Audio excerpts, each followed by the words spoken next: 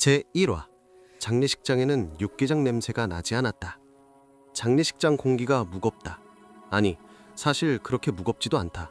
그저 꿉꿉할 뿐이다. 싸구려 향냄새가 코끝을 맴돌다가 에어컨 바람에 흩어진다. 나는 멍한 눈으로 영정사진을 올려다보았다. 사진 속의 남자는 어색하게 웃고 있다. 아마 회사 사원증을 만들 때 찍었던 사진일 거다. 포토샵으로 잡티를 지우고 입꼬리를 억지로 올린 영혼 없는 미소. 그게 우리 아버지 조영욱 씨의 마지막 얼굴이었다. 상주님, 경찰에 신고는 하셨습니까? 장례식장 직원이 안쓰러운 표정으로 물었다. 나는 힘없이 고개를 저었다. 됐습니다. 어차피 남남인데요 뭐. 그렇다. 남남이다. 나의 생물학적 어머니이자 아버지의 전 부인 폰지영. 3년 전 아버지가 명예퇴직을 당해 퇴직금을 받아오자마자 그녀는 이혼 서류를 내밀었다. 퇴직금은 재산 분할이라는 명목으로 몽땅 가져갔고 아버지는 빈털터리로 쫓겨났다. 그런데 불과 3시간 전 연락 두절이던 폰지영이 장례식장에 나타났다. 혼자가 아니었다. 김이사라고 불리는 기름기가 좔좔 흐르는 느끼한 중년 남자와 함께였다. 어이구 여보, 이게 무슨 날벼락이야. 그녀는 들어오자마자 이혼한 사실을 숨긴 채 세상 슬픈 미망인 코스프레를 하며 악어의 눈물을 흘렸다. 새빨간 립스틱, 화려한 호피무늬 원피스 위에 급하게 걸친 상복. 역겨웠다. 그녀가 온 목적은 뻔했다. 마지막으로 남은 콩고물, 조문객들의 부조금을 노리고 온 것이다. 사단은 밤이 깊었을 때 벌어졌다. 조문객이 끊기고 정막이 감돌던 새벽 2시, 상주방 쪽 들려오는 기이한 소리에 장이 깼다. 아잉, 이사님도 참, 여기가 어디라고. 어때 지영씨, 스릴 있고 좋잖아. 전 남편이 지켜보고 있다고 생각하면 더 흥분되지 않아? 쩍쩍 물고 빠는 소리. 나는 떨리는 손으로 상주방 미라지문을 벌컥 열었다. 천말! 눈앞에 펼쳐진 광경에 피가 거꾸로 솟았다. 폰지영과 그 내연남이 서로 엉겨붙어 뒹굴고 있었다. 이혼한 전 남편의 장례식장에서. 그것도 아버지의 영정사진이 바로 벽 너머에 있는데. 니들 사람이냐? 내 목소리는 분노로 갈라져 나왔다. 폰지영은 옷매무새를 고치며 오히려 적반하장과 고개를 쳐들었다. 너는 애가 버릇없이 노크도 안 하고. 당신 제정신이야? 이혼해서 남남이면 예의라도 지켜야지. 아빠가 바로 옆에 누워 계신데 여기서 이 짓거리를 해? 죽은 사람이 뭘 알아? 그리고 내가 나도 살아야 할 거 아니야. 네 아빠가 나한테 해준 게 뭐가 있는데. 이혼할 때 위자료도 쥐꼬리만큼 줬으면서. 퇴직금을 다 털어놓고 위자료 타령이라니. 그녀는 악을 썼다. 내연남은 그 틈을 타 슬금슬금 밖으로 나가려 했지만 나는 그놈을 잡으려 했지만 폰지영이 나를 거칠게 밀쳤다. 건드리지 마, 내 사람이야. 나는 벽에 머리를 부딪히며 쓰러졌다. 흐릿한 시야 속에서 폰지영이 부조금 함으로 달려가는 게 보였다. 그녀는 가방을 열어 함에 들어있던 봉투들을 쓸어담기 시작했다. 이건 내 밀린 양육비랑 위자료야. 평생 그 무능한 인간 수발등 값이니까 그런 줄 알아. 그거 놔둬, 도둑년아. 하준아, 너도 정신 차리고 살아. 네 아빠처럼 호구같이 살지 말고. 그녀는 그 말을 남기고 내연남의 팔짱을 낀 채 유유히 사라졌다. 또각또각. 하이힐 소리가 멀어질 때까지 나는 일어나지 못했다. 나는 비틀거리며 영정사진 앞으로 다가갔다. 아버지의 미소가 더욱 처량해 보였다. 이혼당하고 돈 뺏기고 죽어서까지 모욕당한 내 아버지. 죄송해요. 진짜 죄송해요, 아버지. 나는 텅 빈 부조금함을 멍하니 바라보았다. 먼지 하나 남지 않고 털렸다. 아버지, 조영욱 씨의 마지막 가는 길 노잣돈마저 그 여자가 챙겨서 도망갔다. 그냥 기가 찼다. 씨발. 나도 모르게 욕설이 튀어나왔다. 입안이 썼다. 아버지는 평생을 기계처럼 살았다. 새벽 5시에 일어나 콩나물 시루 같은 지하철에 몸을 구겨넣고 상사에게 쪼이고 거래처에 고개를 숙이며 하루를 보냈다. 그렇게 번 돈은 고스란히 그 여자의 통장으로 들어갔다. 우리 철수 학원비 내야 해. 옆집 영희 엄마는 이번에 샤넬백 샀다는데? 당신은 가장이 되어서 그것도 못해줘? 가스라이팅. 그때는 그게 뭔지도 몰랐다. 그저 아버지가 무능해서, 아버지가 엄마 말을 안 들어줘서 집안이 시끄러운 줄 알았다. 아버지는 죄인처럼 고개를 숙이고 담배만 피워댔다. 베란다 구석에서 쪼그리고 앉아 내뿜던 그 희뿌연 연기. 그게 아버지의 유일한 숨구멍이었다는 걸 나는 너무 늦게 알았다. 은퇴 후 아버지는 철저하게 버려졌다. 삼식이라고 불리며 눈칫밥을 먹다가 결국 이혼 서류에 도장을 찍었다. 재산 분할? 이미 그 여자가 빼돌린 뒤라 남은 건 빚뿐이었다.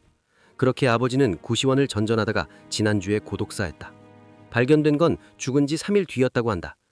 아빠, 나는 마른 세수를 했다. 사실 나도 공밤이다. 아버지가 베란다에서 떨고 있을 때 나는 방에서 이어폰을 끼고 게임을 했다. 아버지가 용돈 5만 원만 달라고 손을 벌렸을 때 나는 짜증을 내며 문을 쾅 닫았다. 아, 진짜 짜증나게 나가서 알바라도 하던가. 그때 아버지의 표정이 어땠더라? 기억이 나지 않는다. 아니, 기억하고 싶지 않은 거겠지. 나는 쓰레기다. 그 여자랑 다를 게 없는 기생충 같은 놈이다. 웅성거리는 소리가 들려왔다. 복도 쪽에서 낯익은 목소리가 들려왔다. 아니, 그래도 그렇지 어떻게 마누라라는 여자가 장례식에도 안 와. 말도 마. 그 집 아들내미도 똑같아. 지 애비가 고시원에서 썩어가는 동안 코비다기도 안 비쳤다며. 친척들이다. 평소에는 연락 한 번 없다가 누가 죽어야만 나타나서 훈수를 두는 하이에나들. 나는 주먹을 꽉 쥐었다. 가서 멱살이라도 잡고 싶었지만 그럴 자격이 없다는 걸 누구보다 잘 알고 있었다. 그들의 말이 틀린 게 하나도 없으니까. 나는 비틀거리며 자리에서 일어났다. 영정사진 속의 아버지가 나를 보고 비웃은 것 같았다. 꼴 좋아, 이풀 효자놈아. 죄송해요. 나는 나짓이 중얼거렸다. 진짜 죄송해요, 아버지. 눈물이 핑 돌았다. 이제 와서 울어봐야 무슨 소용이 있겠냐마는 가슴속에 얹혀있던 돌덩어리가 뜨겁게 달아올랐은 것 같았다. 만약, 정말 만약에 시간을 되돌릴 수 있다면 그 빌어먹을 결혼 생활이 시작된 전으로, 아니면 내가 아직 꼬맹이라서 뭔가 바꿀 수 있는 그때로 돌아갈 수 있다면 내가 다 바꿀 텐데. 그 여자의 마스크를 벗겨버리고 아버지가 번 돈은 아버지가 쓰게 만들 텐데. 호구가 아니라 당당한 가장으로 살게 해드릴 텐데. 주머니 속에 스마트폰 진동이 울렸다. 무시하려고 했지만 끈질기게 울려댔다. 화면을 보니 김 부장님이다. 여보세요? 야, 조아준, 너 지금 어디야? 오늘 프로젝트 마감인 거 몰라? 저기 부장님, 제가 부친상이라서. 뭐? 아니 그래서 회사 안 나올 거야? 내일이면 발인인데 끝나자마자 바로 가겠습니다. 죄송합니다. 그거 발인 꼭 조아준 씨가 해야 하는 거야? 프로젝트 며칠 남았다고. 죄송합니다. 제가 최대한 빨리. 너네 아버지 돌아가신 건 유감인데 산 사람은 살아야 할 거 아니야? 툭. 전화가 끊겼다. 헛웃음이 나왔다. 내 인생도 아버지랑 똑같구나. 회사에 헌신하다가 헌신짝처럼 버려지는 톱니바퀴 인생. 이대로 살다가 나도 고시원에서 혼자 죽겠지. 핑. 갑자기 세상이 돌았다. 빈혈인가? 며칠 동안 잠을 못 자서 그런가 보다. 다리에 힘이 풀렸다. 바닥이 눈앞으로 다가왔다. 피곤하다. 그냥 이대로 잠들고 싶었다. 아버지가 계신 곳으로 도망치고 싶었다. 흐릿해지는 시야 너머로 향냄새가 짙게 피어올랐다. 그리고 띠링! 경쾌한 알림음과 함께 눈앞에 기이한 메시지가 떠올랐다. 조건이 충족되었습니다. 해환의 깊이가 임계점을 돌파했습니다. 시스템을 가동합니다. 뭐야 이건? 게임 중족이라 헐것을 보이나? 메인 퀘스트 호구 탈출 넘버 1이 시작됩니다. 대상 아버지. 제2화 퐁퐁남 탈출 열차 지금 출발합니다. 하준아, 조아준, 학교 안 가니? 등짝이 따갑다. 누군가 내 등을 찰싹 때리는 감각에 나는 번쩍 눈을 떴다.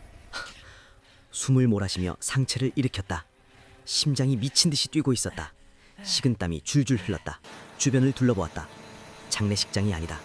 좁아터진 고시원도 아니다. 이곳은 촌스러운 꽃무늬력지, 두꺼운 브라운관 TV, 책상 위에 놓인 내가 초등학교 때 쓰던 메이플 스토리 공책, 그리고 달력 2008년 5월. 이게 뭐야? 나는 멍하니 내 손을 내려다보았다. 작다. 굳은 살 하나 없이 말랑말랑한 고사리 같은 손이다. 거울 앞으로 달려갔다. 통통한 볼살, 덥수룩한 바가지머리, 영락없는 10살, 초등학교 3학년 조하준이다. 꿈인가? 볼을 꼬집어봤다. 아프다. 너무 아프다. 꿈이 아니다. 그렇다면 진짜 회귀한 건가? 그때 방문이 벌컥 열리며 누군가 들어왔다. 이 녀석이 아직도 잠옷바람이네. 엄마가 몇 번을 깨웠어. 엄마. 아니, 그 여자. 젊다. 아직 주름살 하나 없는 팽팽한 얼굴로 나를 노려보고 있었다. 순간 뱃속 깊은 곳에서부터 뜨거운 분노가 치밀어 올랐다. 저 여자가 아버지의 인생을 망쳤다. 저 여자가 내 인생까지 망쳤다. 당장이라도 소리를 지르며 달려들고 싶었지만 나는 입술을 깨물며 참았다. 지금은 아니다. 상황 파악이 먼저다. 빨리 밥 먹고 학교 가. 아빠는 벌써 출근했어. 아빠, 아버지, 살아계신다. 아직 고독사하지 않았다. 아직 버려지지 않았다. 가슴이 쿵쾅거렸다. 나갈게. 나는 최대한 목소리를 깔고 대답했다. 다행히 변성기 전이라 앵앵거리는 목소리가 나왔지만 말투는 제법 어른스러웠을 거다. 거실로 나가자 익숙한 풍경이 펼쳐졌다. 식탁 위에는 식은 밥과 김치, 그리고 멸치볶음이 전부였다. 아침 밥상이 이게 뭐냐? 아버지는 이걸 드시고 출근하신 건가? 아니다. 이건 그 여자가 나 때문에 차린 밥상이고 아버지는 아마 빈속으로 출근하셨을 거다. 그때 식탁 한 구석에 놓인 영수증 뭉치가 눈에 들어왔다. 슬쩍 집어들었다. XX 백화점 여성 의류 35만 원, 55 네일샵 회원권 500만 원. 기가 찼다. 2008년에 35만 원이면 지금 가치로 따지면 훨씬 큰 돈이다. 아버지는 점심값 아낀다고 3천 원짜리 김밥 한 줄로 때우고 계실 텐데. 엄마, 이거 뭐야? 내가 영수증을 흔들며 묻자 부엌에서 설거지를 하던 그 여자가 화들짝 놀라며 달려왔다. 이게 뭘 건드려? 애가 버릇없게 남의 물건을 막 뒤지고 그래. 그 여자는 내 손에서 영수증을 낚아채 구겨버렸다. 아니, 식탁 위에 있길래. 빨리 밥이나 먹어. 너 학원비 내려면 아빠가 뼈 빠지게 벌어야 하는 거 알지? 공부 열심히 해야 해, 알았어? 학원비. 웃기고 있네. 내가 다니는 학원이라곤 동네 보습학원 하나뿐인데 무슨 학원비 타령이야. 그 돈 다 어디로 갔는지 내가 모를 줄 알고. 그때였다. 내 앞에 다시 한번 그 기이한 창이 떠올랐다. 시스템 동기화 완료. 견제 타겟 아버지 조영욱과의 거리가 멉니다. 실시간 모니터링 모드를 활성화하시겠습니까? YN. 이건 또 뭐냐? 내 눈에만 보이는 건가? 나는 허공에 뜬 Y 버튼을 조심스럽게 눌렀다. 팟! 마치 유튜브 쇼츠 화면처럼 내 앞에 작은 홀로그램 영상이 나타났다. 화면 속에는 익숙한 남자의 뒷모습이 보였다. 아버지다. 젊은 시절의 아버지. 풍성한 검은 머리, 꼿꼿한 허리. 하지만 어깨는 축 처져 있다. 배경을 보니 회사 옥상인 것 같다. 아버지는 한 손에 캔커피를 들고 다른 한 손으로는 휴대전화를 귀에 대고 있었다. 소리도 들린다. 여보, 내가 이번 달은 좀 힘들다고 했잖아. 대출이자도 올랐고. 전화기 너머로 그 여자의 날카로운 목소리가 들려왔다. 당신 미쳤어? 혜정이네는 이번에 해외여행 간다는데 우리는 국내 여행도 못 가? 내가 애 키우느라 얼마나 고생하는지 알아? 당신이 밖에서 편하게 일할 때 나는 집에서 전쟁 치른다고. 편하게 일해? 아버지가? 화면 속의 아버지는 넥타이를 느슨하게 풀며 한숨을 쉬었다. 그의 눈 밑에는 다크서클이 턱까지 내려와 있었다. 알았어. 내가 어떻게든 해볼게. 마이너스 통장 한도가 좀 남았을 거야. 빨리 해결해. 그리고 하준이 영어학원 보내야 하니까 50만 원 더 보내. 뚝. 전화가 끊어졌다. 아버지는 끊긴 전화기를 멍하니 바라보다가 다시금 캔커피를 입에 털어넣었다. 그리고는 난간에 기대어 하늘을 올려다보았다. 그 쓸쓸한 눈빛. 경고. 대상의 자존감 수치가 위험 수준입니다. 현재 호구지수 85%. 호구지수가 90%를 넘으면 완전한 ATM화가 진행되어 회생이 불가능합니다. 긴급 퀘스트 발생. 명. 아버지의 지갑을 사수하라. 내용.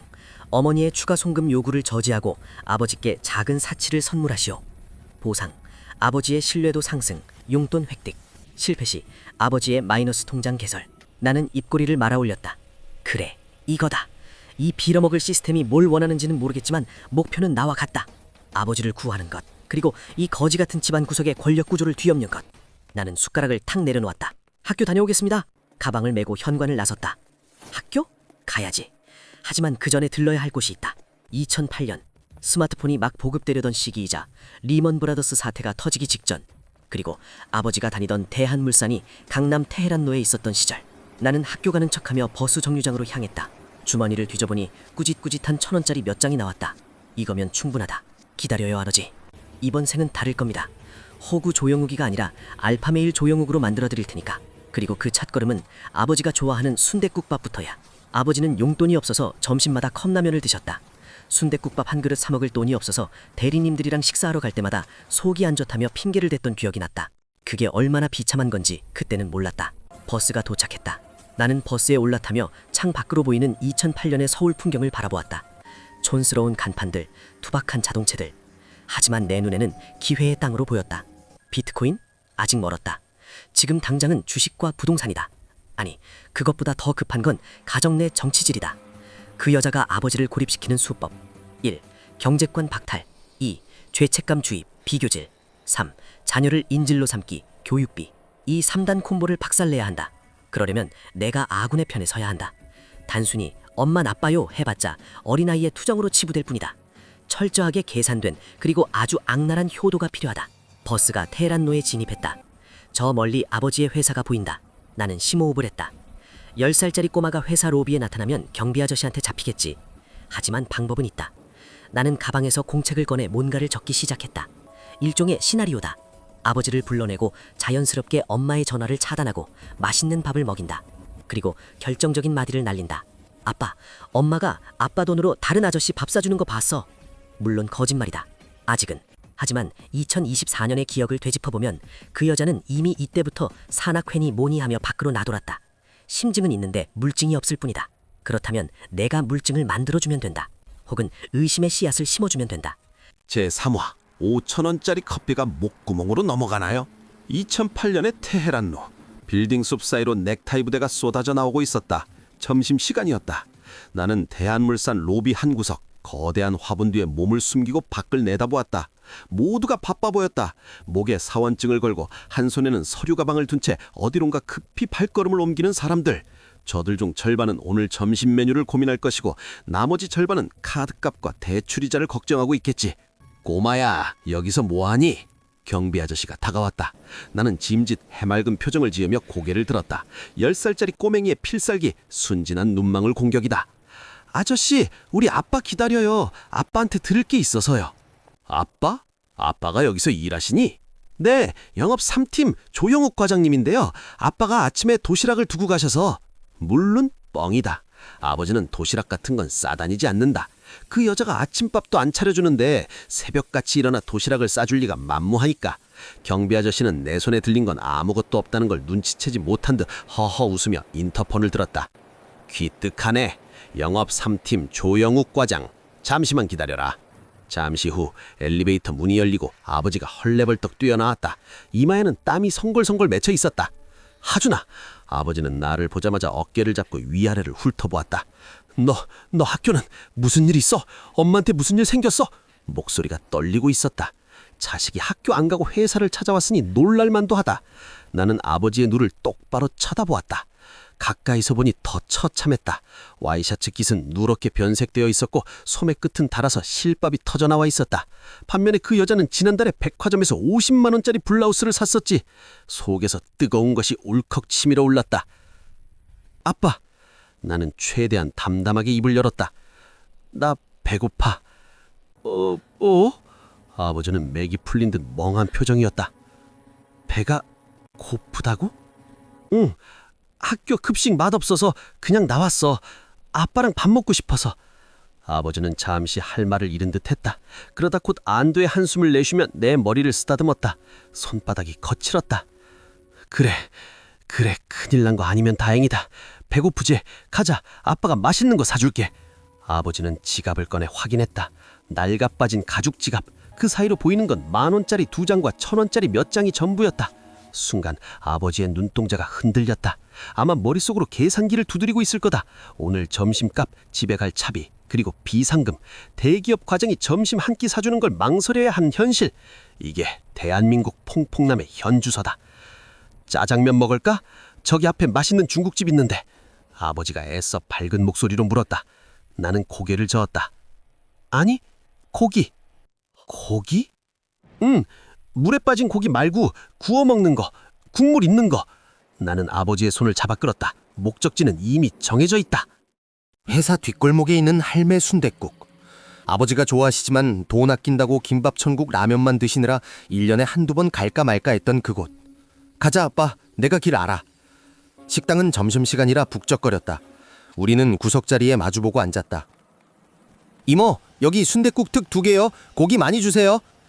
내가 큰 소리로 주문하자 아버지가 화들짝 놀라며 나를 말렸다. 하준아, 특은 너무 많아. 너 다 못 먹어. 그리고 아빠는 배 별로 안 고파서 보통 먹으면 돼. 아니야, 나 다 먹을 수 있어. 아빠 너 특 먹어. 남자가 그 정도는 먹어야지. 나는 단호하게 말했다. 아버지는 난감한 표정으로 가격표를 쳐다보았다. 순댓국밥 5,000원, 특 순댓국밥 6,000원. 고작 1,000원 차이다. 그 1,000원 때문에 아들은 배불리 먹이고 본인은 배를 구르려는 아버지. 이 미련한 사랑이 나를 더 아프게 했다. 그리고 아빠, 응? 엄마한테 전화하지 마. 아버지가 주머니에서 휴대전화를 꺼내려다 멈칫했다. 왜? 엄마 걱정할 텐데. 엄마 지금 친구 아줌마들이랑 찜질방 갔어. 전화하면 방해된다고 화낼걸? 아, 그렇구나. 아버지는 씁쓸하게 웃으며 전화기를 도로 집어넣었다. 사실인지 아닌지는 중요하지 않다. 중요한 건 아버지가 그 여자의 눈치를 보고 있다는 사실이다. 잠시 후 뚝배기 2개가 나왔다. 보글보글 끓어오르는 국물 위로 들깨가루와 다대기가 듬뿍 올라가 있었다. 돼지 비린내가 아닌 구수한 냄새가 코를 찔렀다. 잘 먹겠습니다. 나는 숟가락을 들고 국물을 크게 떠먹었다.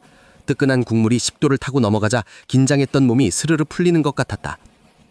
아버지도 숟가락을 들었다.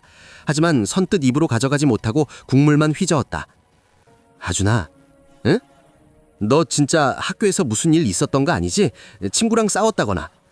아니라니까. 그냥 아빠 보고 싶어서 왔다니까. 나는 깍두기를 우적우적 씹으며 말했다. 아빠는 내가 온 게 싫어? 아니, 그럴 리가 있냐? 아빠는 우리 하준이 보니까 힘이 펄펄 나는데? 아버지는 그제야 웃으며 국밥을 크게 한술 떴다. 그래요, 그렇게 드셔야죠. 그래야 돈 벌 힘이 생기죠. 우리는 말없이 국밥에 집중했다. 아버지는 내가 고기를 남길까봐 내 뚝배기에 있는 고기를 가져가려 했다. 나는 재빨리 숟가락으로 막았다. 아빠 거나 드셔. 나 한참 클 때라 고기 많이 먹어야 해. 녀석 참. 식사가 거의 끝나갈 무렵이었다. 드르륵 드르륵. 테이블 위에 올려둔 아버지의 휴대전화가 진동했다. 액정에 뜬 이름 마누라. 아버지의 표정이 순식간에 굳어졌다. 마치 호랑이 앞에 선 토끼처럼 눈동자가 파르르 떨렸다. 엄마 전화다. 받아야겠지? 아버지가 전화를 받으려 손을 뻗었다. 나는 잽싸게 낚아챘다. 받지 마. 하준아, 밥 먹을 때는 개도 안 건드린다잖아. 지금 받으면 아빠 체해. 나는 종료 버튼을 꾹 눌러버렸다. 그리고 배터리까지 분리해서 주머니에 넣어버렸다. 아버지는 경악한 표정으로 나를 바라보았다. 너 미쳤어? 나중에 엄마가 알면 뭐? 아들이 아빠랑 좀 먹겠다는데 그게 죄야? 나는 또박또박 말했다. 그리고 아빠, 응? 내가 아까 봤어. 뭘? 아빠 지갑. 아버지의 얼굴이 붉어졌다. 돈 없지? 아니야, 아빠 돈 많아. 오늘 현금을 안 뽑아서 그렇지. 거짓말. 나는 숟가락을 내려놓고 정색을 했다. 엄마가 용돈 안 줘?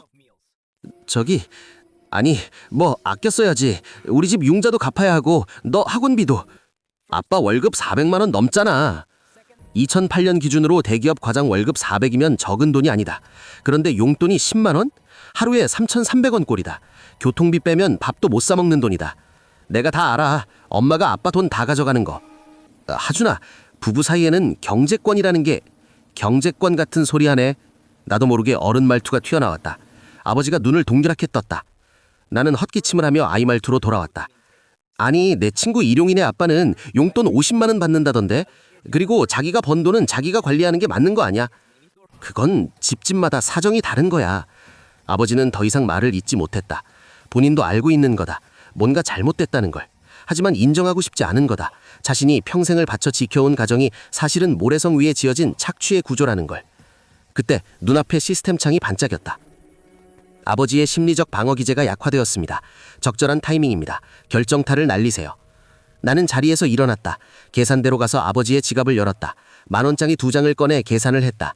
거스름돈 8,000원을 받아 다시 지갑에 넣었다. 가자 아빠, 후식 먹으러. 후식? 자판기 커피 마시면 되는데. 아니, 맛있는 거. 나는 아버지를 끌고 식당을 나왔다. 바로 옆에 있는 초록색 깐판, 스타벅스. 2008년 스타벅스는 사치의 상징이었다. 된장녀 논란의 중심이자 밥값보다 비싼 커피라는 오명을 뒤집어 쓰고 있던 곳. 아버지는 입구에서 멈칫했다. 하준아, 여긴 너무 비싸. 무슨 커피가 5,000원이나 하냐? 아빠, 나는 아버지의 손을 꽉 잡았다. 아빠는 대한물산 과장이야. 이 건물에서 제일 일 잘하는 사람이라고. 남들이 다 마시는 거 아빠는 왜 못 마셔? 아빠가 번 돈인데. 아버지의 눈가가 촉촉해졌다. 들어가자. 내가 쏘는 건 아니지만 아빠 돈으로 아빠가 사주는 거야. 우리는 매장 안으로 들어갔다. 진한 커피 향과 세련된 재즈 음악이 흘러나왔다. 아버지는 마치 죄를 지은 사람처럼 주눅이 들어 있었다. 나는 카운터로 가서 당당하게 외쳤다. 아이스 아메리카노 그란데 사이즈 하나랑요, 카라멜 마키아또 벤티 사이즈 하나 주세요. 휘핑 많이요. 아버지는 가격표를 보고 기절할 듯한 표정을 지었다. 총 11만 원, 아버지의 일주일치 점심값이다. 진동벨이 울리고 커피를 받아들었다. 나는 달콤한 카라멜 마키아또를 아버지 손에 쥐어드렸다. 마셔봐, 이거 진짜 맛있어. 당 떨어질 때 최고야. 이걸 내가 마셔도 되나? 아빠 거라니까. 아버지는 조심스럽게 빨대를 입에 물었다. 한 모금 쭉 들이키더니 눈이 휘둥그레졌다. 이거 달달하니 맛있네. 그치? 믹스커피랑은 차원이 다르지? 이야, 세상에 이런 커피도 있었구나. 아버지는 어린아이처럼 좋아하며 커피를 계속 들이켰다. 입가에 묻은 하얀 휘핑크림. 그제야 아버지의 얼굴에 진짜 미소가 번졌다. 그 모습을 보며 나는 가슴 한구석에 아려왔다. 고작 5,000원짜리 커피 한 잔에 저렇게 행복해할 사람을 우리는 평생을 죄인 취급하며 살았구나. 띠링! 퀘스트 완료. 아버지의 지갑을 사수하라. 보상 지급. 아버지의 호구지수가 85%에서 82%로 하락했습니다. 추가 보상. 미래정보 열람권 D등급 한 회. 호구지수가 겨우 3% 떨어졌다. 갈 길이 멀다. 하지만 시작이 반이다. 아버지는 커피잔을 소중하게 쥐고 나를 바라보았다. 하준아, 고맙다. 오늘 아들 덕분에 호강하네. 뭘 이런 거 가지고 호강이야. 나중에는 내가 이 건물 통째로 사서 아빠한테 줄게. 그래, 우리 아들 믿는다. 아버지는 시계를 보더니 아쉬운 표정을 지었다. 이제 들어가 봐야겠다. 점심시간 다 끝났어. 나도 학원 갈게. 그래, 조심해서 가고. 저기, 하준아. 아버지가 머뭇거리며 물었다. 아까 엄마 전화 안 받은 거 가서 뭐라고 하지? 역시나 아직 멀었다. 커피 한 잔 마셨다고 사람이 하루아침에 바뀌진 않는다. 나는 씩 웃으며 말했다. 걱정 마. 내가 다 알아서 할게. 아빠는 그냥 일만 열심히 해. 그래도 아빠, 나 믿지? 아버지의 눈을 뚫어지게 쳐다봤다. 아버지는 잠시 내 눈을 피하다가 고개를 끄덕였다. 그래, 믿지? 그럼 됐어. 다녀오세요. 나는 손을 흔들며 돌아섰다. 아버지가 건물 안으로 사라질 때까지 지켜보았다. 자, 1단계 클리어. 이제 2단계다. 집에 가면 그 여자가 길길 날뛰고 있겠지. 학교 땡땡이 친 거, 아빠한테 가서 밥 얻어먹은 거, 전화 안 받은 거 아주 난리가 날 거다. 하지만 상관없다. 내 손에는 아까씨 제4화 여우 잡는 호랑이 새끼. 현관문 도어락 비밀번호를 누르는 손가락이 미세하게 떨렸다. 띠띠띠띠 띠리릭. 이 소리. 전생에서는 지옥문이 열리는 소리였다. 집에 들어가면 언제나 짙은 한숨소리와 날선 고함이 나를 반겼으니까. 나는 심호흡은 한번 하고 문을 열었다. 다녀왔습니다. 거실은 어두웠다. 대낮인데도 커튼을 쳐놔서 음침했다. 소파 한가운데 팔짱을 낀 채 도사리고 있는 그림자가 보였다. 어머니, 폰지영 여사다. 어둠 속에서도 그녀의 눈에서 레이저가 뿜어져 나오는 것 같았다. 조하준, 낮게 깔린 목소리. 폭풍전야다. 너 오늘 학교 안 갔지? 아. 담임 선생님한테 전화 왔었어. 아파서 결석한다고 했다며. 내가 언제 학교에 전화했어? 어? 그녀가 벌떡 일어나 나에게 다가왔다. 손이 높이 올라갔다. 전형적인 등짝 스매싱 타이밍이다. 하지만 나는 피하지 않았다. 오히려 눈을 동그랗게 뜨고 그녀를 똑바로 올려다보았다. 엄마! 뭐? 눈 안 깔아? 내 당돌한 태도에 그녀가 멈칫했다. 보통 때라면 울면서 빌거나 도망갔을 텐데 반응이 다르니 당황한 기색이 역역했다. 나 아빠 회사 갔다 왔어. 뭐? 거길 네가 왜 가? 아빠가 너무 불쌍해서. 뭐라고?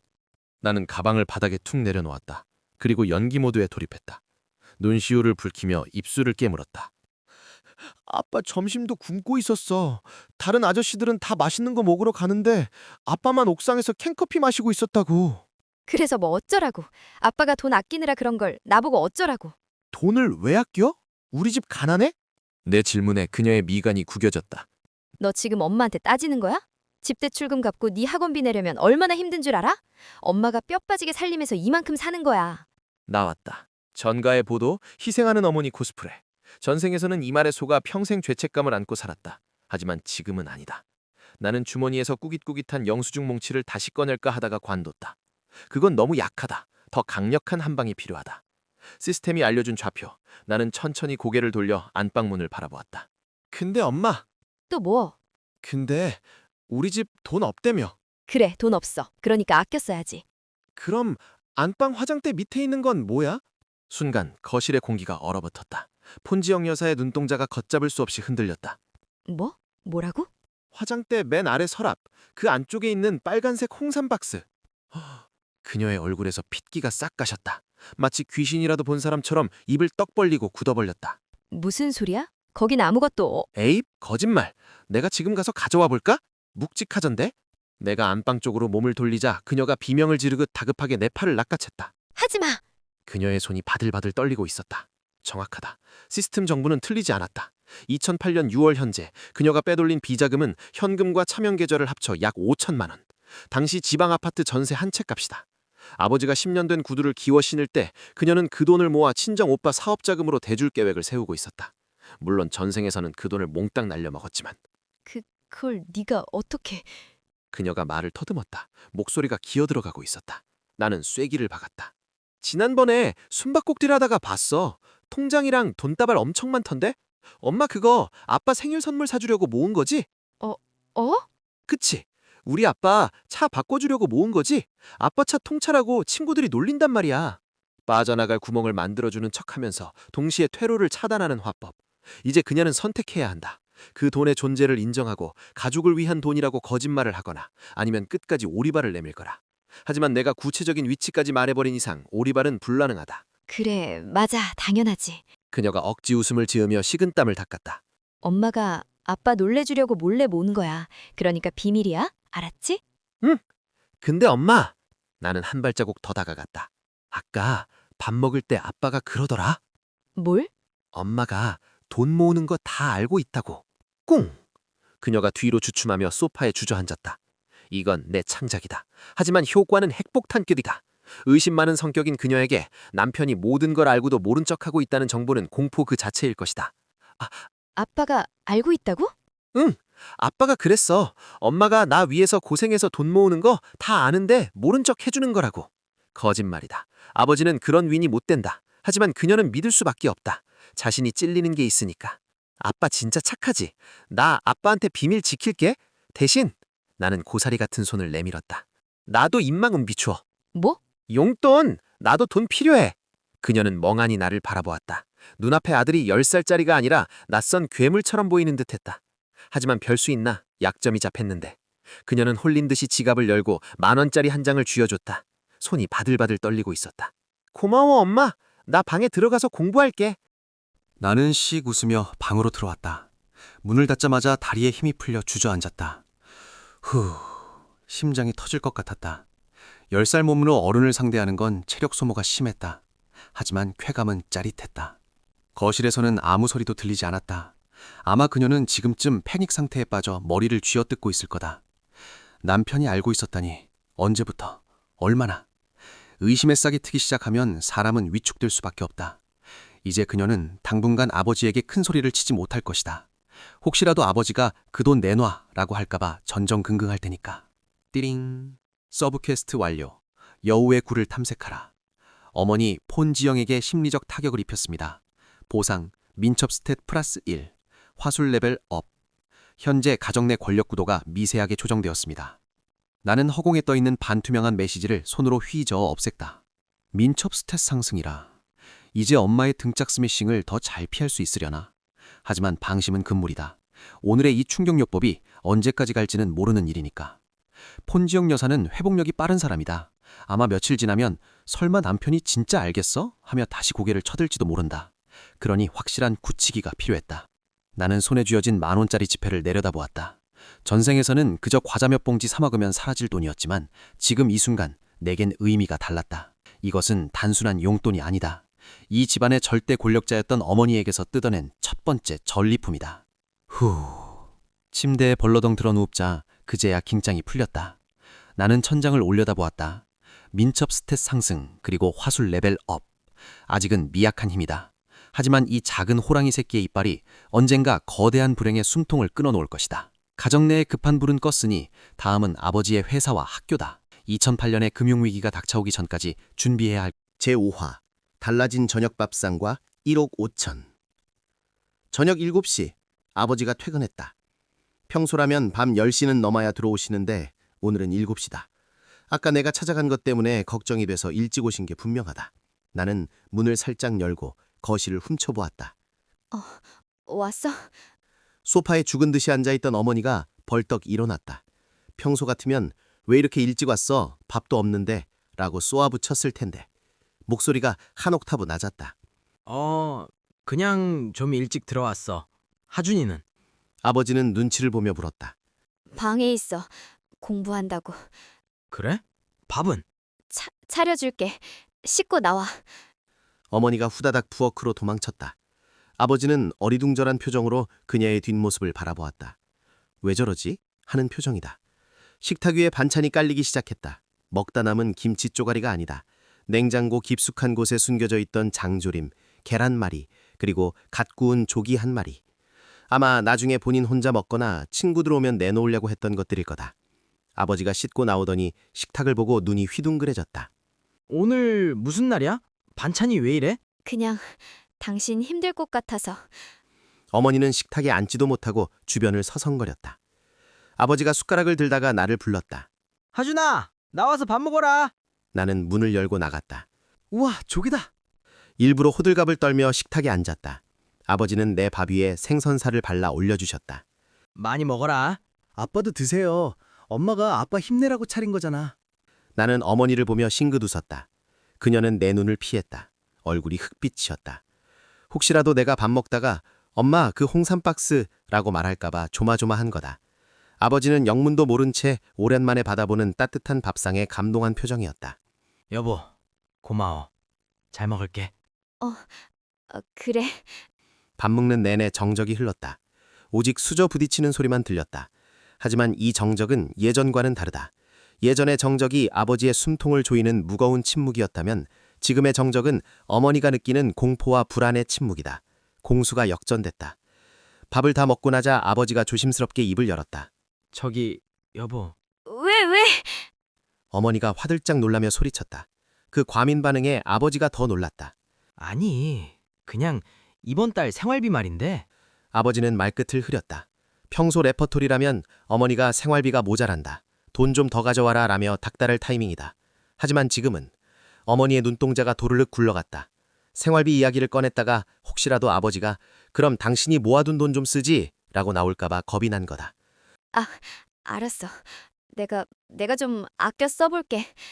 어? 아버지는 귀를 의심하는 표정이었다. 정말? 당신 괜찮겠어? 그렇다니까? 왜 자꾸 물어봐? 피곤하니까 빨리 들어가서 자. 어머니는 도망치듯 안방으로 들어가 버렸다. 아버지는 멍하니 닫힌 방문을 바라보다가 나를 보며 고개를 갸웃거렸다. 하준아, 엄마 오늘 왜 저러냐? 뭐 잘못 먹었나? 몰라. 아빠한테 잘해주고 싶나 보지. 나는 어깨를 으쓱하며 리모컨을 내가들었다. TV를 켰다. 주말 드라마 엄마가 불러놨다가 재방송되고 있었다. 전생의 아버지는 저 드라마를 보며 남몰래 눈물을 훔치곤 했었다. 하지만 오늘은 다르다. 아버지는 배를 두드리며 소파에 편안하게 기대 앉았다. 아, 배부르다. 집밥이 최고네. 그 모습을 보니 안심이 되었다. 적어도 오늘 하루는 아버지가 가장의 평화를 누릴 수 있게 되었다. 나는 그 옆에 슬쩍 엉덩이를 붙였다. 아빠. 응? 나 이번 주말에 서점 가고 싶어. 서점? 책 사게? 경제 공부 좀 하려고. 경제? 우리 하준이가 벌써부터 돈에 관심이 많네. 그래, 가자. 아빠가 사줄게. 아버지는 호탕하게 웃었다. 하지만 난 진지했다. 가정 내 정치질은 1차 방어선을 구축했다. 이제 2차전은 돈이다. 2008년은 기회의 땅이었다. 하지만 아버지가 가진 자본금은 제로에 가깝지 않다. 마이너스 통장만 있을 뿐이다. 종잣돈을 만들어야 한다. 그렇다고 어머니의 비자금을 털 수는 없다. 그건 최후의 보류이자 그녀를 통제할 해구산으로 남겨둬야 한다. 그렇다면 남은 방법은 하나. 아버지가 가진 유일한 자산. 그것을 활용해야 한다. 아빠, 우리 집 전세지? 그렇지. 전세금 얼마야? 그건 왜? 그냥 친구네는 이번에 집 샀다고 해서. 아버지는 쓴웃음을 지었다. 아빠가 열심히 벌어서 우리도 곧 사야지. 지금 전세금이 1억 5천인가 그럴 거다. 1억 5천. 강남 테헤란로 근처 아파트 전세가 1억 5천. 지금 생각하면 말도 안 되게 싼 가격이지만 당시에는 큰 돈이었다. 그리고 지금은 부동산 하락기였다. 서브프라임 모기지 사태의 여파가 한국을 덮치고 있었다. 사람들은 집을 사는 걸 두려워했고 전세를 선호했다. 하지만 나는 알고 있다. 지금이 바닥이라는 것을. 그리고 1년 뒤 2009년부터 미친 듯이 반등장이 시작된다는 것을. 아빠. 응? 우리 이사 가자. 이사? 갑자기? 더 좁은 데로. 아버지의 눈이 커졌다. 무슨 소리야? 너 방도 좁다고 난린데. 좁아도 돼. 대신 남는 돈으로 투자하자. 투자? 아버지의 미소가 사라졌다. 그는 나를 가만히 내려다보았다. 10살짜리가 할 소리 하나 아니니까. 하준아, 투자는 어른들의 일이야. 그리고 지금은 시기가 안 좋아. 뉴스 안 봤니? 다들 현금 쥐고 있으라고 난리다. 역시 만만치 않다. 아버지는 무역 상사맨이다. 바보가 아니다. 하지만 나는 물러서지 않았다. 원래 뭐든지 쌀 때 사서 비싸게 팔아야 남는 거 아니야? 뉴스 보니까 지금 집값 바닥이라고 강남 아파트도 반토막 났대. 지금 안 사면 평생 후회할지도 몰라. 아버지의 웃음기가 서서히 사라졌다. 단순히 아이의 투정으로 치부하기엔 너무나 뼈가 있는 말이었다. 상사맨으로서의 본능, 쌀 때 사서 비쌀 때 판다는 장사꾼의 감각을 건드리는 말이다. 네가 그걸 어떻게 아니? 학교 도서관에서 신문 봤어. 서브프라임인지 뭔지 때문에 다들 망한다고 하는데 역으로 생각하면 지금이 제일 쌀 때 아니야? 아버지는 침을 꿀꺽 삼켰다. 초등학생 아들이 서브프라임을 논하고 역발상 투자를 이야기한다. 당황스러움보다는 묘한 기대감이 그의 눈에 서렸다. 아빠, 나 믿지? 오늘 점심 때 했던 질문. 아버지는 잠시 망설이다가 대답했다. 믿지. 근데 엄마 몰래 하는 거야. 엄마가 알면 난리 나니까. 공범 만들기. 이것이 나의 두 번째 전략이다. 아버지와 나만의 비밀을 만들어서 유대감을 강화하고 어머니를 고립시키는 것. 이번 주말에 서점 가서 내가 책 보여줄게. 그리고 부동산도 가보자.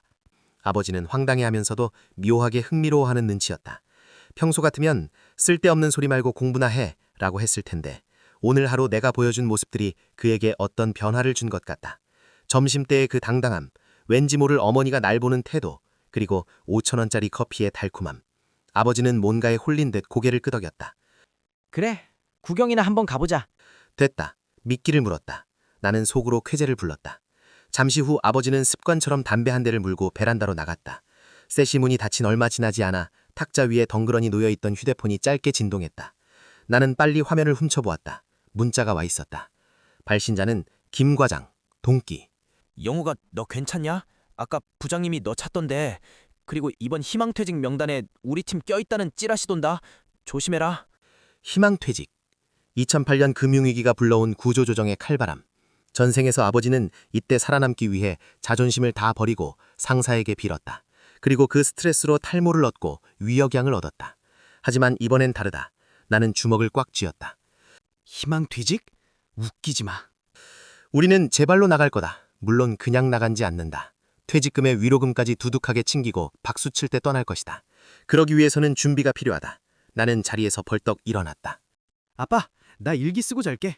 그래, 내일 학교 듣지 말고. 방으로 들어온 나는 책상에 앉았다. 공책을 펼쳤다. 호구 탈출 프로젝트 페이즈 2. 1.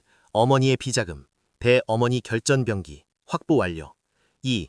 주택자금 유동화 종잣돈 마련 진행 중. 3. 회사 구조조정 대비 물음표. 3번이 문제다. 아버지가 회사에서 쫓겨나면 자금줄이 마른다. 그때 시스템 창에 다시 떠올랐다. 새로운 퀘스트가 생성되었습니다. 퀘스트명 위기를 기회로. 내용: 아버지의 회사 대한물산이 보유한 악성 재고를 처리할 아이디어를 제공하시오. 성공 보상: 아버지의 사내입지 급상승, 특별 보너스 획득. 실패 시 아버지 희망퇴직 대상자 선정. 악성 재고? 기억을 더듬었다. 대한물산은 의류 및 자파 무역회사다. 2008년 대한물산 창고에 쌓여있던 것은 털장갑이었다. 수만 켤레가 창고에서 썩어가고 있었다. 그런데 잠깐, 지금은 2008년 6월. 곧 있으면 미국에서 아이폰 3G가 출시된다. 한국에도 연말이면 스마트폰 열풍이 불어닥칠 것이다. 문제는 그 스마트폰이 정전식 터치라는 거다. 기존의 감압식 폰과 달리 맨살이 닿아야만 터치가 된다. 겨울에 장갑 끼고 전화 받으려면 코로 터치해야 한다고 뉴스에 나왔었지? 사람들은 불편함을 호소할 것이다. 그때 장갑을 벗지 않고도 터치가 되는 물건이 나온다면? 찾았다. 나는 공책에 굵은 글씨로 제6화 재고 처리? 아니 이건 혁명이야. 주말 아침, 집안 공기가 낯설 정도로 평온하다. 평소 같으면 아침 8시부터 청소기를 돌리며 다들 안 일어나? 해가 준청인데? 라고 소리를 질렀을 어머니가 조용하다. 부엌에서 달그락거리는 소리만 간간히 들릴 뿐이다. 나는 이불 속에서 킬킬거렸다. 어제 터뜨린 비자금 폭탄의 위력이 여전히 유효한 모양이다. 자신의 약점이 잡혔다는 불안감, 그리고 남편이 모든 걸 알고 있을지도 모른다는 공포. 그것이 독재자를 순한 양으로 만들었다. 하준아, 일어났니? 밥 먹자. 방문이 열리고 어머니가 들어왔다. 목소리가 한결 부드럽다. 아니, 비굴하다는 표현이 더 맞겠다. 네, 엄마. 나는 눈을 비비며 일어났다. 거실로 나가니 아버지가 소파에 앉아 신문을 보고 계셨다. 우리 아들 일어났어? 아버지의 얼굴도 밝다. 어제 저녁 오랜만에 대접받는 밥상을 받고 숙면을 취하신 덕분이다. 식탁 위에는 김치찌개와 계란말이 그리고 시금치 무침이 올라와 있었다. 이 정도면 2008년 우리 집 기준으로는 잔치상이다. 우리는 평화롭게 아침 식사를 마쳤다. 어머니는 밥을 먹는 둥 마는 둥 하며 내 눈치를 살폈고 나는 그런 어머니를 보며 속으로 콧노래를 불렀다.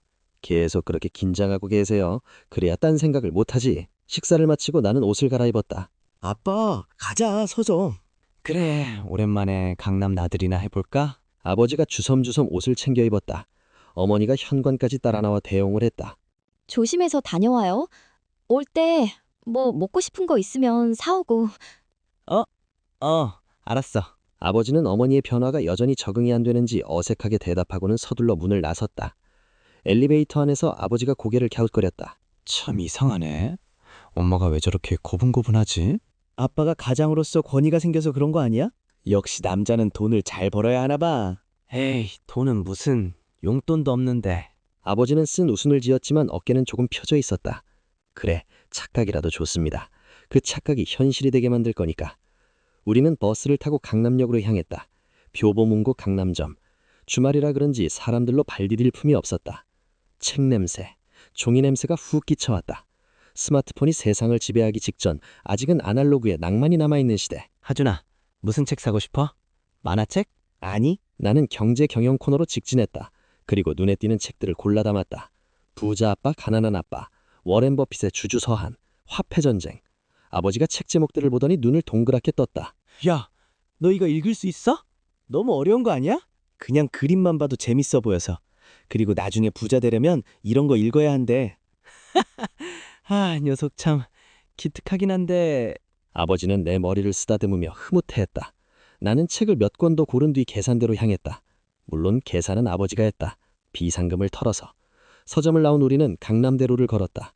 화려한 간판들 사이로 부동산 중개소들이 보였다. 유리창에는 온통 금매, 가격이나 같은 문구들이 더직더직 붙어 있었다. 나는 아버지의 옷자락을 잡아 끌었다. 아빠, 저거 봐.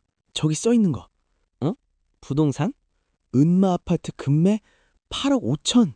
어우, 비싸다 비싸. 저 낡은 아파트가 무슨 8억이나 하냐. 아버지는 혀를 찼다. 하지만 나는 알고 있다. 저 8억 5천이 15년 뒤에는 25억이 넘는다는 것을. 아빠, 우리 집 전세 1억 5천이잖아. 그렇지. 근데 뉴스 보니까 집값이 계속 떨어진대. 사람들은 무서워서 집을 안 산대. 그렇지. 지금 샀다가 더 떨어지면 큰일 나니까. 대중의 공포. 그것이 바로 기회다. 근데 아빠, 워렌 버핏 할아버지가 그랬어. 남들이 공포를 느낄 때 욕심을 내라고. 우리가 지금 사는 32평 아파트 관리비도 많이 나오고 청소하기도 힘들잖아. 20평대로 줄여서 이사 가면 전세금 5천만 원은 남길 수 있지 않을까? 5천만 원? 아버지의 눈빛이 흔들렸다. 그 5천만 원으로 저런 금매 나온 거 계약금 걸거나 아니면 우량주 사놓으면 나중에 대박 날 수도 있잖아. 하준아, 투자는 도박이야. 함부로 하는 거 아니야. 아버지는 짐짓 엄한 표정을 지었지만 목소리에 힘이 없었다. 본인도 알고 있는 거다. 월급만 모아서는 절대 부자가 될 수 없다는 걸. 특히나 퇴직 위기가 코앞에 닥친 지금 온갖 돌파구가 필요하다는 걸. 생각해봐, 아빠. 평생 엄마 눈치 보면서 용돈 10만 원 받고 살 거야? 아니면 5천만 원 굴려서 5억 만들어서 큰 소리 치고 살 거야? 아버지는 아무 말도 하지 않았다. 하지만 그의 시선은 한참 동안이나 부동산 시세표에 머물러 있었다. 씨앗은 뿌려졌다. 이제 싹이 트기를 기다리면 된다. 배고프다. 밥 먹으러 가자. 나는 분위기를 전환하며 아버지의 손을 잡았다. 점심으로 돈가스를 먹고 집으로 돌아오는 게 아버지는 내내 말이 없었다. 머릿속이 복잡한 모양이다. 집값, 주식, 그리고 회사 일. 특히 회사 일. 집에 도착하자마자 아버지는 안방으로 들어가더니 서류 가방에서 뭉치 하나를 꺼내고 거실로 나왔다. 표정이 어두웠다. 깊은 한숨. 나는 슬쩍 아버지 옆에 앉았다. 아빠, 무슨 일 있어? 왜 한숨을 쉬어? 아니야. 그냥 회사 일 때문에. 무슨 일인데? 나한테만 말해봐. 내가 해결해 줄 수도 있잖아. 네가? 그래. 말이나 해보자. 우리 회사 창고에 장갑이 산더미처럼 쌓여 있거든? 장갑? 응. 작년에 너무 많이 찍어낸 털장갑인데 날씨가 따뜻해서 안 팔렸어. 유행도 지났고. 이걸 처리 못하면 우리 팀 실적이 엉망이 돼서 아빠가 책임을 져야 할 수도 있어. 책임. 그 말인즉슨 구조조정 1순위란 뜻이다. 시스템 퀘스트의 내용과 일치한다. 나는 눈을 반짝였다. 그 장갑 어떻게 생겼어? 그냥 평범한 검은색 니트 장갑이야. 싸구려. 나는 잠시 생각하는 척 연기를 했다. 그리고 내 방으로 뛰어들어가 아이팟 터치 1세대를 들고 나왔다. 얼마 전 친구 녀석이 자랑하길래 부러워했더니 아버지가 큰맘 먹고 중고로 사주신 거다. 물론 그 여자는 돈지랄이라며 난리를 쳤었다. 아빠, 이거 봐봐. 나는 장갑을 끼는 신용을 했다. 겨울에 밖에서 이거 하려면 손 시렵잖아. 장갑 끼면 터치가 안 되고. 나는 양말을 손에 끼고 화면을 눌러보았다. 당연히 반응이 없다. 봐, 안 되지. 그래서 맨날 장갑 벗고 문자 보내야 해. 엄청 귀찮아. 그렇지. 정전식 터치니까. 아버지는 무심하게 대답했다. 근데 아빠, 만약에 장갑을 끼고도 터치가 되면 어떨까? 장갑을 끼고 터치를? 그게 되나? 실. 전기가 통하는 실. 나는 아버지의 눈을 똑바로 쳐다보았다. 과학 시간에 배웠어. 전기가 통하는 실이 있대. 그걸로 장갑 손가락 끝만 꿰매면 터치가 되지 않을까? 아버지의 표정이 굳어졌다. 전도성 실? 응. 내가 인터넷에서 봤는데 외국에서는 벌써 그런 거 만든대. 스마트 장갑이라고. 물론 뻥이다. 아직 외국에서도 시제품 단계이거나 얼리 어댑터들만 아는 정보였다. 하지만 아버지는 무역회사 과장이다. 전도성사, 즉 스레드 정도의 존재는 알고 있을 터이다. 아버지의 눈동자가 흔들리기 시작했다. 머릿속에서 퍼즐이 맞춰지고 있는 거다. 창고에 쌓인 악성 재고, 일반 털장갑, 그리고 전도성 실, 이퀄 스마트 터치 장갑. 기존 제품을 폐기할 필요 없이 끝부분만 리폼해서 신제품으로 둔갑시키는 전략. 잠깐만. 아버지가 벌떡 일어났다. 그거 될 수도 있겠는데? 그치. 대박이지. 요즘 아이폰인가 뭔가 나온다고 난리잖아. 그거 쓰는 사람들 다 겨울에 손 시려울 텐데. 그래. 아이폰 3G가 다음 달에 출시된다고 했어. 터치스크린 시대가 온다고. 아버지의 목소리가 높아졌다. 흥분했다. 그는 서재로 달려가 노트북을 켰다. 타닥 타닥 타닥 거칠게 키보드를 두드리는 소리가 들려왔다. 나는 회심의 미소를 지으며 방으로 들어왔다. 준비한 게 있다. 나는 책상 서랍에서 A4 용지 몇 장을 꺼내왔다. 미리 그려둔 제품 컨셉 스케치다. 삐뚤빼뚤하지만 핵심은 명확하게 그렸다. 검지와 엄지 끝에 회색으로 덧대진 부분, 그리고 스마트 터치 글로브라는 로고. 아빠! 나는 종이를 들고 서재로 갔다. 그리고 내가 그림도 그려봤어. 이렇게 만들면 예쁠 것 같지 않아? 아버지는 내가 내민 종이를 받아들었다. 한참을 들여다보더니 나를 와라 끌어안았다. 하준아, 너 천재냐? 어떻게 이런 생각을 했어? 그냥 불편해서. 이거야. 이걸로 기획안 만들면 돼. 창고 재고를 리폼해서 아이폰 필수 액세서리도 마케팅하는 거야. 아버지의 얼굴에서 먹구름이 걷히고 뜨거운 열정이 타오르고 있었다. 죽어가던 가장의 눈빛이 되살아났다. 띠링! 퀘스트 진행 중. 위기를 기회로. 아이디어 제공 완료. 아버지의 업무 의욕이 200% 상승했습니다. 성공 확률 85%. 하지만 이걸로는 부족하다. 단순히 아이디어만 던져주는 건 아마추어다. 이걸 아버지의 성과로 확실하게 포장해야 한다. 아빠, 근데 이거 비밀로 해야 해? 왜? 다른 아저씨들이 알면 아빠 아이디어 뺏어갈 수도 있잖아. 김대리 아저씨 맨날 아빠한테 일 미루고 도망간다며. 아버지가 멈칫했다. 맞다. 회사에는 하이에나들이 득실거린다. 특히 아버지처럼 사람 좋은 호구는 아이디어를 뺏기기 딱 좋다. 그러니까 보고서 쓸 때 아빠가 예전부터 준비해왔던 것처럼 써. 시장조사 데이터도 넣고 샘플도 만들어서. 샘플? 응. 엄마 반짓고리에 은색 실이 있던데? 그거 섞어서 꿰매면 될 것 같은데? 아니, 어떻게 그걸? 아버지는 혀를 내둘렀지만 내 말을 허투루 듣지 않았다. 그날 밤 우리 집 거실은 간의 수공업 공장으로 변했다. 어머니가 숨겨둔 바느질 고리에서 찾아낸 은색 자수용실. 다행히 금속 성분이 조금 믿겨 있었다. 아버지는 돋보기를 끼고 자신의 낡은 장갑 끝을 한 땀 한 땀 꿰맸다. 아야! 바늘에 찔려 피가 나도 멈추지 않았다. 그의 등 뒤로 거대한 가장의 무게가 느껴졌다. 나는 옆에서 아이팟 터치를 대기하고 있었다. 자, 됐다. 한번 해봐라. 아버지가 떨리는 손으로 장갑을 낀 채로 아이팟 화면에 손을 댔다. 모두가 숨을 죽인 순간 쓱! 화면이 넘어갔다. 밀어서 잠금 해제. 철컥! 됐다. 아버지가 소리를 질렀다. 됐어. 터치가 돼. 우와, 아빠 짱이다. 나도 같이 박수를 쳤다. 아버지는 어린아이처럼 기뻐하며 장갑 낀 손을 이리저리 돌려보았다. 이거면 살 수 있어. 아니, 대박 낼 수 있어. 그의 눈을 눈물이 고여 있었다. 단순히 돈 때문이 아니다. 자신이 쓸모없는 존재가 아니라는 것을 증명할 수 있다는 희망 때문이었다. 그때 안방문이 열리고 어머니가 부스스한 얼굴로 나왔다. 밤늦게 무슨 소라냐. 잠 좀 자자, 잠 좀. 평소 같으면 아버지가 미안해요 라며 주눅들 타이밍이었다. 하지만 아버지는 자리에서 벌떡 일어났다. 그리고 장갑 낀 손으로 어머니 어깨를 잡았다. 여보, 나 이번에 제대로 한 건 할 것 같아. 당신 고생시킨 거 내가 다 보상해줄게. 뭐라는 거야? 술 마셨어?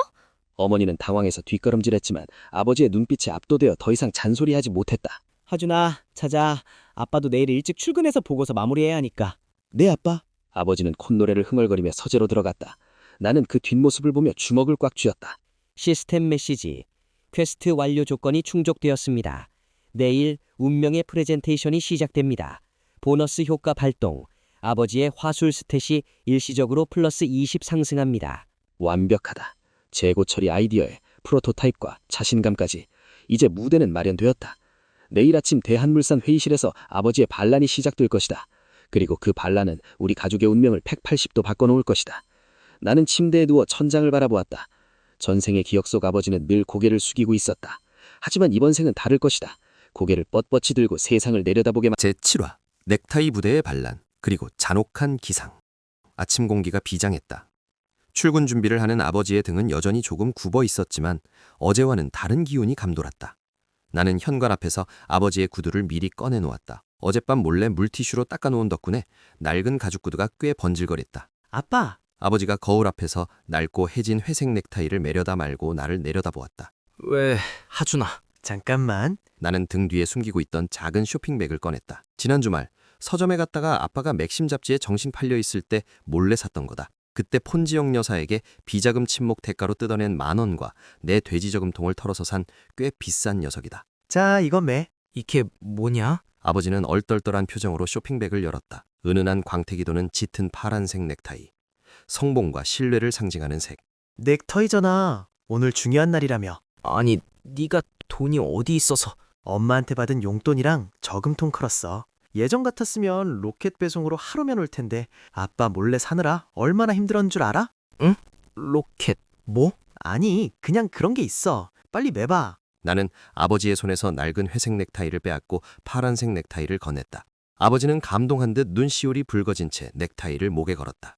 서툰 솜씨로 매듭을 짓는 아버지의 손이 가늘게 떨렸다. 파란색이 아버지의 흰 와이셔츠 위에서 선명하게 빛났다. 훨씬 젊어 보이고 무엇보다 당당해 보였다. 잘 어울리매. 오늘 회의 그 넥타이 기운 받아서 다 박살내고 와. 그래, 고맙다 아들. 진짜 고마워. 아버지는 거울 속의 자신을 한참이나 바라보았다. 마치 낯선 사람을 보는 듯한, 하지만 마음에 드는 듯한 표정이었다. 오늘 회의 몇 시라고 했지? 10시 임원 회의실에서 본부장님까지 참석하신대. 본부장이라. 판이 커졌다. 단순히 팀장 선에서 끝날 보고가 아니다. 여기서 미끄러지면 바로 구조조정 명단 1순위지만 홈런을 치면 단숨에 에이스로 등극한다. 하이리스크, 하이리턴. 아빠, 기억나지? 뭘? 쩔지 마. 아빠 주머니에 있는 그 장갑이 다이아몬드 원석이야. 나는 아버지의 재킷 주머니를 톡톡 두드렸다. 거긴 어젯밤 우리가 함께 만든 은색 실이 삐죽 튀어나온 프로토타입 장갑이 들어있었다. 그리고 안대리 아저씨가 숟가락 얹으려고 하면 어떻게 하라고? 그건 확실하게 선을 그어야 해. 이건 제 아이디어입니다. 라고. 알았지? 아버지는 마른 침을 삼켰다. 평생을 좋은 게 좋은 거지 라며 양보하고 살아온 양반이다. 하루아침에 독해지기는 쉽지 않을 거다. 하지만 믿어야 한다. 시스템 보상으로 받은 화술 플러스 20 버프를. 그래, 해볼게. 아들이 이렇게 응원해주는데 아빠가 힘을 내야지. 아버지는 짐짓 씩씩하게 웃으며 현관문을 나섰다. 엘리베이터 문이 닫히는 순간까지 나는 주먹을 꽉 쥐어 보였다. 파란 넥타이가 닫히는 문틈 사이로 마지막까지 빛났다. 나는 그제야 참았던 숨을 몰아쉬었다. 등교 준비를 해야 했다. 하지만 학교 수업 따위가 귀에 들어올 리 없었다. 내 신경은 온통 테헤란로, 대한물산 회의실에 쏠려 있었다. 학교는 지루했다. 2008년의 초등학교 교실. 나무바닥 냄새, 우유당번이 가져온 미지근한 흰우유. 뒤편 사물함에서 나는 꿉꿉한 냄새. 선생님은 칠판에 분필로 수학 문제를 적고 있었다. 구구단이었다. 나는 턱을 괴고 창밖을 바라보았다. 지금쯤이면 출근해서 커피 한 잔 마시고 있겠군. 시계를 보니 9시 30분, 회의 시작 30분 전이다. 나는 주머니 속에 손을 넣고 마음속으로 시스템을 호출했다. 시스템, 모니터링 모드 실행. 실시간 모니터링을 시작합니다. 대상 아버지 조영욱. 장소 대한물산 14층 대회의실 앞 복도. 접속 상태 양호. 내 망막 위에 반투명한 스크린이 펼쳐졌다. 선생님의 목소리는 배경음악처럼 작아지고 2008년의 오피스 풍경이 생생하게 들어왔다. 화면 속 아버지는 복도 자판기 앞에 서 있었다. 종이컵 커피를 쥔 손이 미세하게 떨고 있었다. 긴장했나 보다. 그때 누군가 아버지의 등을 퍽 쳤다. 어이 조 과장, 오늘 발표 준비는 잘했어? 기름진 목소리. 안병원 부장. 아니, 2008년이니 아직 안병원 대리다. 맞다. 저 인간은 아빠보다 입사가 한참 늦은 후배였다. 처음엔 우리끼리 나이도 동갑인데 말 편하게 하시죠 하며 살갑게 접근해 친구를 먹으려고 하더니 사내 정치질로 과장 진급이 코앞에 닥치자 본색을 드러냈다. 아빠가 사람 좋은 호구라는 걸 간파하고는 대리 주제에 엄연한 상사인 아빠에게 맘먹다 못해 이젠 대놓고 반말까지 찍찍 내뱉은 화극상의 아이콘. 전생에서 아빠의 공을 밥 먹듯이 가로채고 결국 아빠가 퇴직할 때 비웃음을 날렸던 바로 그 인간. 안대리. 그냥 저냥. 그냥 저냥은 무슨. 이번에 털장갑 재고 처리 못하면 우리 팀 다 죽는 거 알지? 부장님이 벼르고 계시더라. 조 과장이 책임지고 총대 매기로 했으니까 잘 좀 해봐. 응? 안대리는 낄낄거렸다. 말 속에 가시가 있다. 네가 책임지고 죽으라는 뜻이다. 화면을 보던 내 눈썹이 꿈틀거렸다. 저 새끼 진짜 한 대 치고 싶네. 걱정 마, 안대리. 이번엔 좀 다른 걸 준비했으니까. 다른 거? 뭐 땡처리 업자라도 알아왔어? 야, 그거 가지고 본부장님 성에 차겠냐? 그냥 힘을 썼을 준비나 해. 안대리는 비아냥거리며 회의실로 먼저 들어갔다. 아버지는 안대리의 뒷모습을 노려보다가 남은 커피를 원샷하고 종이컵을 구겼다. 쓰레기통에 컵을 던지는 소리가 경쾌했다. 탁! 좋아. 기세는 나쁘지 않다. 10시 정각. 회의실 문이 닫혔다. 긴 테이블 상석에는 백발이 성성한 본부장과 그 옆에 깐깐해 보이는 최 부장이 앉아 있었다. 공기가 무거웠다. 담배 냄새와 믹스커피 냄새가 섞인 2008년 특유의 회의실 냄새가 화면을 뚫고 전해지는 것 같았다. 자, 영업 3팀. 이번 분기 실적이 이게 뭡니까? 특히 의류 사업부. 본부장의 불호령으로 회의가 시작되었다. 최 부장이 식은땀을 흘리며 일어났다. 면목 없습니다, 본부장님. 환율 문제도 있고 작년 겨울이 워낙 따뜻해서. 핑계대지 마세요. 창고에 쌓인 털장갑 5만 켤레. 그거 어쩔 겁니까? 창고 보관료만 한 달에 얼마가 나가는지 알아요? 그게... 최 부장은 우물쭈물하며 시선을 돌렸다. 타깃은 정해져 있었다. 만만한 희생양, 조영욱 과장. 조 과장, 자네가 담당이지? 대책 있어? 없으면 사표 쓸 각오하라고 했지? 최 부장의 고함에 좌중의 시선이 아버지에게 쏠렸다. 안대리는 옆에서 펜을 돌리며 구경하듯 눕고 있었다. 아버지가 자리에서 일어났다. 다리가 후들거리는 게 보였다. 하지만 눈빛만은 살아있었다. 목에 맨 파란색 넥타이가 그의 자존심을 지탱해주는 것 같았다. 본부장님, 부장님, 보고 드리겠습니다. 아버지는 떨리는 손으로 노트북을 프로젝터에 연결했다. 화면에 PPT 첫 장이 떴다. 리본 프로젝트, 스마트 터치 글로브. 투박한 폰트였지만 제목은 강렬했다. 스마트 터치? 이게 뭔가? 본부장이 안경을 고쳤으며 물었다.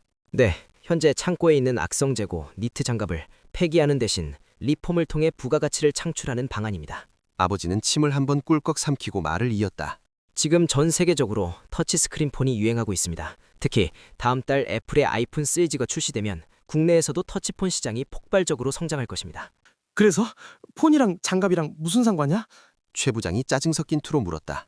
기존의 감압식 터치폰과 달리 정전식 터치스크린은 맨살이 닿아야만 작동합니다. 즉, 겨울에 장갑을 끼면 전화를 받을 수 없다는 뜻입니다. 좌중이 웅성거렸다. 아직 스마트폰을 써본 사람이 거의 없던 시절, 그들에게는 낯선 개념이었다. 말도 안 되는 소리. 장갑 끼고 안 되면 벗고 받으면 되지. 그게 무슨 대수라고? 안대리가 끼어들었다. 역시나 초를 친다. 맞습니다. 벗으면 됩니다. 하지만 영하 10도의 강추위 속에서 문자 하나 보내려고 장갑을 벗는 건 엄청난 불편입니다. 고객의 불편함을 해결하는 것, 그게 바로 블루오션 아니겠습니까? 오, 아버지의 입에서 블루오션이란 단어가 나왔다. 시스템 버프가 발동된 건가? 말이 청산유수다. 그래서 준비했습니다. 아버지는 주머니에서 장갑을 꺼냈다. 끝부분에 은색 실이 박음질된 어찌 보면 조잡해 보이는 그 물건을. 그리고 내 아이팟 터치를 꺼냈다. 이건 제 아들 녀석이 쓰는 아이팟 터치입니다. 아이폰과 동일한 방식의 스크린을 사용합니다. 아버지는 장갑을 끼고 아이팟 화면을 들어 보였다. 회의실의 모든 눈이 그 작은 화면에 집중되었다. 보십시오. 아버지가 검지로 화면을 슥 밀었다. 촤르륵 경쾌한 소리와 함께 잠금이 해제되었다. 아이콘들이 화면 가득 나타났다. 아버지는 내친김에 메모장을 켜고 시험삼아 타자를 쳤다. 국밥툰 퐁퐁남의 아들 많이 시청해주세요. 오타 하나 없이 입력되었다. 정적이 흘렀다. 본부장의 입이 벌어졌다. 최 부장은 눈을 비볐다. 되네. 전도성 살을 이용해 손끝의 미세 전류를 스크린에 전달하는 원리입니다. 장갑 전체를 다시 짤 필요 없이 재고품의 손가락 끝부분만 간단한 공정을 거쳐 덧대면 됩니다. 아버지는 힘주어 말했다. 이것을 아이폰 필수 액세서리로 마케팅한다면 악성 재고 5만 켤레는 짐덩어리가 아니라 올겨울 최고의 히트 상품이 될 것입니다. 본부장이 자리에서 벌떡 일어났다. 그는 성큼성큼 다가와 아버지의 손에서 장갑과 아이팟을 낚아챘다.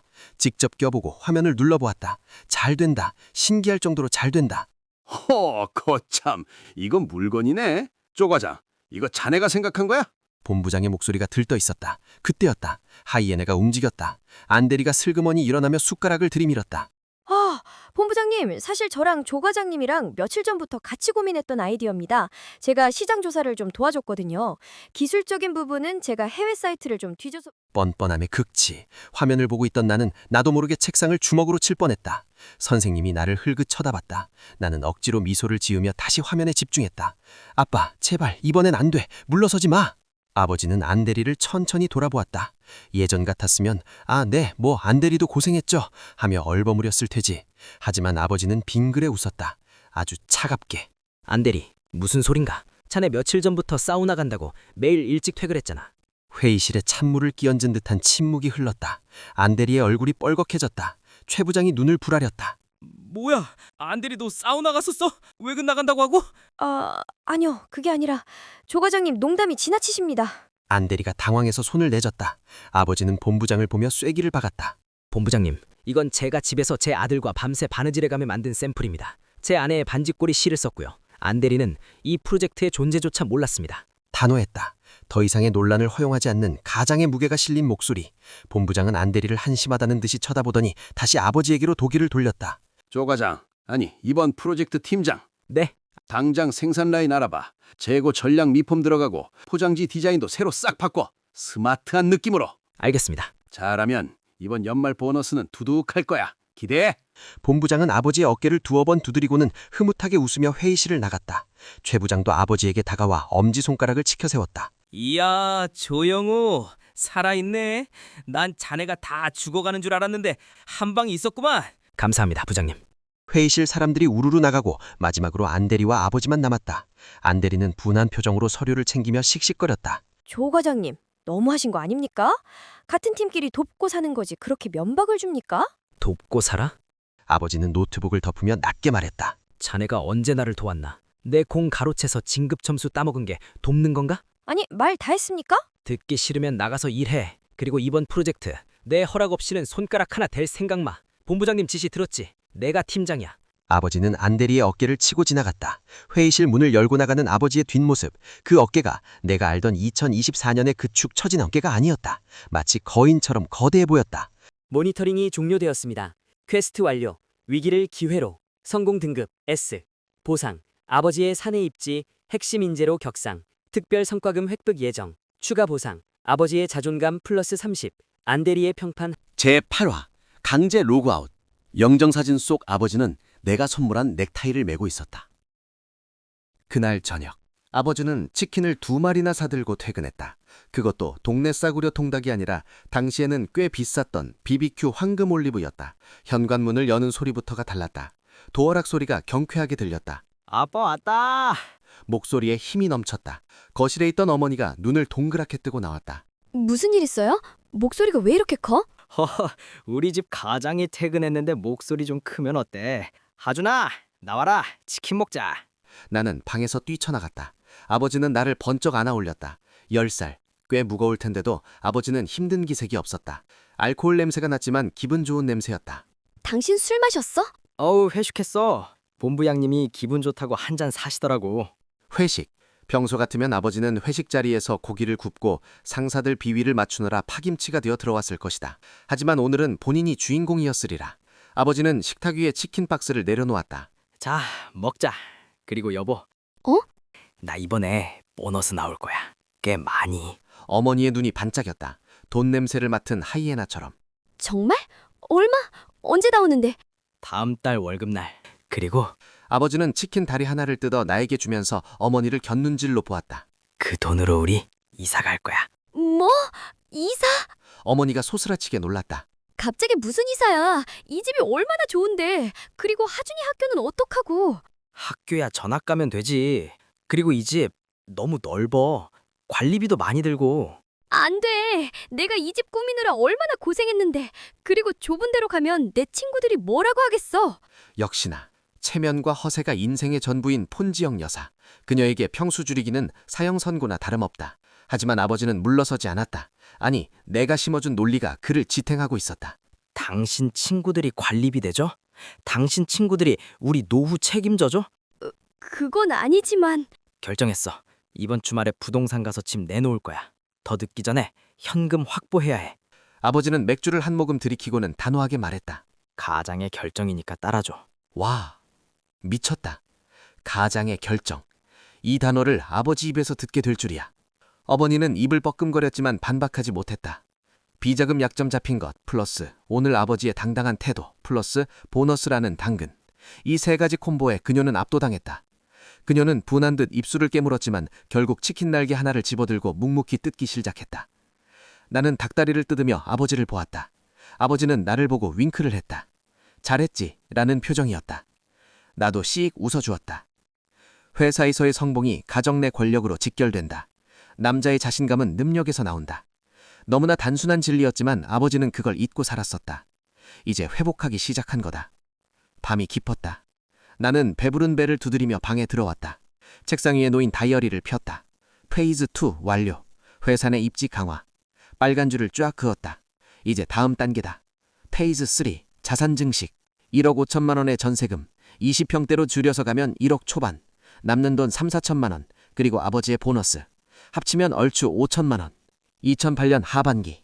리먼 브라더스 파산이 터지면 주식시장은 나락을 갈 것이다. 코스피 900선 붕괴. 그때가 바로 쭈쭈 타이밍이다. 하지만 마냥 기다릴 순 없다. 그 전에 시드머니를 좀 더 불릴 수 있는 방법이 없을까? 나는 컴퓨터를 켜고 네이버 검색창에 2008년 베이징 올림픽이라고 쳐보았다. 8월 개막, 관련주들이 들썩이고 있다. 하지만 이건 너무 뻔하다. 개미지옥이다. 좀 더 확실한 것, 미래를 아는 나만이 먹을 수 있는 것. 그때 뉴스 기사 하나라 눈에 들어왔다. 환율 급등, 유학생들 비명, $1 환율. 지금 환율은 1,000원 초반이다. 하지만 리먼 사태가 터지면 1,600원까지 치솟는다. 앉아서 50% 수익, 리스크 없는 확정된 미래다. 이거다. 달러. 지금 있는 현금을 몽땅 달러로 바꿔놓기만 해도 가만히 앉아서 50% 수익이 난다. 리스크? 없다. 역사가 보증하니까. 흐흐. 웃음이 나왔다. 부동산 판돈, 비자금, 보너스, 모조리 달러로 환전한다. 그리고 환율이 꼭지를 찍었을 때 다시 원화로 바꿔서 폭락한 주식과 아파트를 줍는다. 완벽하다. 양털 깎기의 정석이다. 그때 방문이 열리고 아버지가 들어왔다. 약간 취가 오른 얼굴로. 하준아, 안 자냐? 그냥 좀... 아빠가 고맙다. 오늘 아들이 아니었으면 아빠 그냥 포기했을 거야. 아버지는 침대에 걸쳐 앉아 내 손을 꼭 잡았다. 거칠고 투박한 손. 하지만 한없이 따뜻했다. 나도 아빠 믿어. 우리 행복해질 거야. 그래, 행복해지자. 아빠가 다 해줄게. 아버지는 나를 와락 끌어안았다. 술 냄새가 났지만 역하지 않았다. 오히려 안도감이 드는 사람 냄새였다. 나는 아버지의 품에 얼굴을 묻었다. 따뜻하다. 눈꺼풀이 무거워졌다. 행복감에 취해 나는 스르르 눈을 감았다. 아이, 총각, 정신 차려봐. 갑자기 찬물이 끼얹어진 듯 서늘했다. 따뜻했던 아버지의 품은 어디로 갔지? 치킨 냄새는? 대신 코를 찌르는 건 역한 향냄새와 지하실 특유의 비릿한 냄새. 나는 눈을 번쩍 떴다. 하얀 천장이 보였다. 하지만 2008년에 내 방의 그 낡은 천장이 아니었다. 형광등 불빛이 너무나 차갑고 창백했다. 정신이 좀 드나? 눈앞에 낯선 아저씨의 얼굴이 보였다. 장례식장 직원이다. 나는 벌떡 일어나 앉았다. 머리가 깨질 듯이 아팠다. 여기가 어디예요? 어디긴 어디야. 장례식장이지. 자네 아까 폰지영 씨, 아니 어머니랑 싸우다가 쓰러졌잖아. 장례식장? 쓰러져? 나는 멍한 눈으로 주변을 둘러보았다. 텅 빈 빈소, 바닥에 나뒹구는 부조금 봉투 몇 개, 그리고 저 멀리 국화꽃 속에 파묻힌 아버지의 영정사진. 조영욱, 어색하게 웃고 있는 포토샵으로 보정된 그 영혼 없는 미소. 하지만 뭔가 달랐다. 기억 속의 영정사진은 낡아빠진 양복을 입은 사진이었는데 지금 저 사진 속 아버지는 내가 2008년의 그날 폰지영 여사의 비자금을 뜯어 선물했던 그 파란색 넥타이를 메고 있었다. 나는 비틀거리며 영정사진 앞으로 다가갔다. 미세한 변화. 그리고 또 하나. 머릿속에 기억이 뒤죽박죽 섞이더니 새로운 정보가 떠올랐다. 이전 회차에서는 폰지영이 그 느끼한 안부장이라는 내연남과 팔짱을 끼고 들어와서 보란듯이 깽판을 쳤었다. 하지만 이번에는 달랐다. 기억 속에 그녀는 혼자 왔다. 검은 선글라스를 끼고 들어와 조용히 부조금 한만 털어서 사라졌다. 내 연남은 코빼기도 비치지 않았다. 아마 2008년의 그 사건, 아버지가 안 대리, 아니 안 부장을 공개적으로 망신 준 사건 때문에 둘의 관계가 조금은 더 음성적으로 변했거나 적어도 대놓고 무시할 수준은 아니게 된 모양이다. 꿈이 아니었다. 2008년의 일주일은 분명히 있었다. 아주 작지만 분명히 변화가 생겼다. 하지만 왜 다시 이 지옥으로 돌아온 거지? 왜 아버지는 결국 돌아가신 거지? 진짜 뭐가 잘못된 거야? 나는 주머니를 뒤적거렸다. 스마트폰이 손에 잡혔다. 습관적으로 일정을 확인했다. 2주 뒤 토요일 18시 소개팅 강남역. 이건 또 뭐야? 원래 내 인생에 소개팅 같은 건 없었다. 회사 일에 치이고 게임에 빠져 사느라 연애는 포기한 지 오래였는데 그러고 보니 기억난다. 2008년 내가 칠판에 게임 오버라고 낙서하고 당당하게 문제를 풀었던 그날, 그 작은 일탈이 내 성격을 조금은 바꿔놓은 걸까?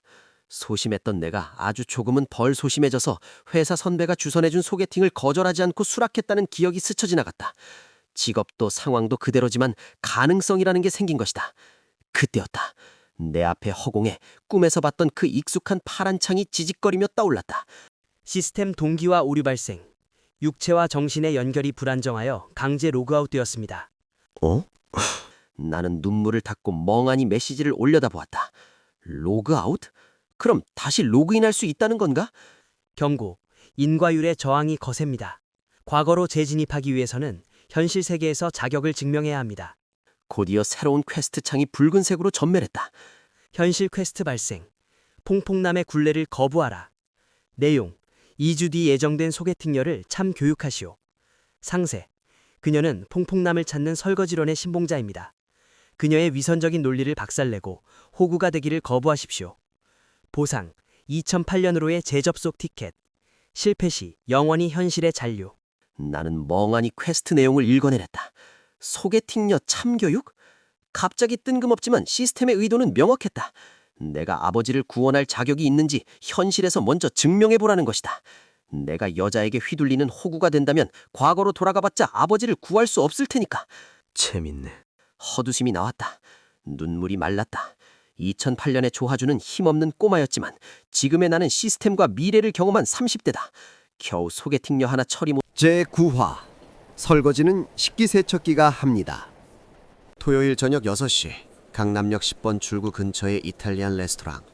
소개팅의 성지이자 수많은 남녀의 욕망이 교차하는 곳. 나는 예약석에 앉아 물잔을 만지작거렸다. 약속 시간에서 이미 15분이 지난 상태였다. 나는 주머니 속에 스마트폰을 꺼내 주선자인 회사 선배가 보내준 소개팅녀의 정보를 훑어보았다. 이름 폰유라, 나이 32세, 직업 중소기업 경리. 카카오톡 프로필 사진 속 그녀는 화려했다. 호텔 수영장에서 와인잔을 들고 있거나 골프장에서 스윙을 하는 모습. 전형적인 보여주기식 삶. 나는 인스타그램 아이디를 찾아 들어갔다. 팔로워 2,000명. 피드는 온통 오마카세, 호캉스, 명품 언박싱 사진들로 도배되어 있었다. 월급 250만 원 받는 경리가 주말마다 30만 원짜리 오마카세를 먹고 분기마다 샤넬백을 산다? 기산이 안 맞는다. 단순히 인스타에 목숨 건 여자들의 흔한 허세인 걸까? 하지만 화려한 사진들 뒤에 숨은 구린 흔적들은 내 눈을 피하지 못했다. 10월 14일 오마카세 사진. 와인잔 표면에 흐릿하게 비친 건장한 실루엣. 11월 3일 호텔 거울 셀카. 침대 구석에 아무렇게나 벗어둔 남성용 톰 브라운 카디건. 가장 묘한 건 3일 전 게시물이었다. 집에서 찍은 듯한 김치찌개 사진. 해시태그는 요리하는 여자, 집밥이었지만 식탁 구석에 놓인 담뱃갑은 레종 프렌치 블랙이었다. 부모님과 산다고 들었는데 아버지가 비우시는 걸까? 그때 게시물 한 개 댓글이 내 시선을 잡아 끌었다. 누나 오늘 전투복 입었네? 성공 기원? 작성자 아이디 헬창민. 단순한 남사친의 응원이라기엔 전투복이라는 단어가 거슬렸다. 마치 사냥을 나가는 사냥꾼을 배웅하는 느낌이랄까. 헬창민? 닉네임 한번 정직하네. 나는 놈의 프로필을 눌러보았다. 예상대로 피드는 온통 헬스장에서 찍은 근육 자랑 사진들로 가득했다. 그런데 놈의 거울 셀카 중 손에 들린 담배가 익숙했다. 레종 프렌치 블랙 우연일까? 확신할 순 없었다. 그저 같은 담배를 피우는 친한 동생일 수도 있다. 하지만 썩은 내는 감출 수 없는 법이다. 재밌네. 나는 피식을 쓰며 핸드폰을 내려놓았다. 시스템이 이 여자를 퀘스트 타겟으로 지정한 데에는 분명 이유가 있을 터였다. 6시 25분 또각또각 식당 입구에서 요란한 하이힐 소리가 들렸다. 그녀였다. 사진보다 실물이 훨씬 화장이 진했다. 명품 로고가 대문짝만하게 박힌 가방을 들고 그녀는 마치 런웨이를 걷듯 도도하게 걸어왔다. 죄송해요. 똥 싸는데 마지막 한 덩이가 끝까지 안 나와서. 자리에 털썩 앉으며 그녀가 던진 첫 말이었다. 사과는 건성, 오히려 나처럼 털털한 여자가 어딨냐는 듯 당당한 태도였다. 그녀의 눈은 이미 내 머리부터 발끝까지 스캔하고 있었다. 내가 맨 빨간색 책가방을 보고 노골적으로 미간을 찌푸렸다. 명품 백이 아니라 실망하셨나 보다. 반갑습니다. 조아준입니다.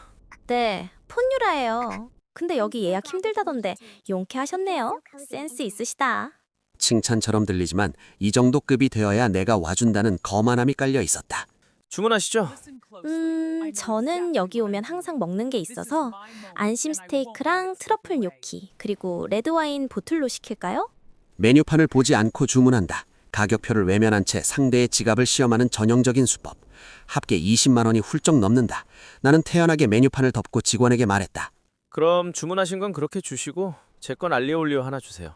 와인은 저분 것만 잔으로 한 잔 주시고요. 네? 그녀의 눈이 동그랗게 커졌다. 보틀은 좀 과하잖아요. 저 술 안 하거든요. 술 못 하세요? 아니면 운전하셔야 해서 안 드시는 건가? 아니요. 저 차 없는데요. 내 대답에 그녀의 손이 멈칫했다. 눈동자가 흔들렸다. 차가 없으세요? 나이가 30이 넘으셨는데 그 나이 먹고 걸어 다니시는구나. 네, 지하철 타고 왔습니다. 그리고 있다고 해도 강남은 차 가지고 오면 주차도 힘들고 막히잖아요. 그러시구나. 되게 알뜰하시네요. 알뜰하다는 말에 궁상맞다는 비아냥이 섞여 있었다. 그녀의 표정이 급격히 차가워졌다. 투자할 가치가 없는 남자, 즉 공사칠 가치가 없는 남자라고 판단한 거다. 그럼 이제 밥값이라도 뽑자는 신보겠지. 호구조사가 시작됐다. 대화가 아니라 취조였다. 회사는 어디 다니세요? 대기업이라고 들었는데 국밥물산이라던가? 아니요. 국밥물산은 아니고 계열사입니다. 계열사면 하청? 뭐 요즘은 하청이라는 말 잘 안 쓰는데 뭐 그런 셈이죠. 헐, 그럼 생산직이세요? 난 원래 생산직이랑 겸상 안 하는데. 그녀는 노골적으로 불쾌한 티를 냈다. 그럼 재테크 같은 건 물어보나 마나고 자가도 아니시겠네? 전세요? 월세입니다.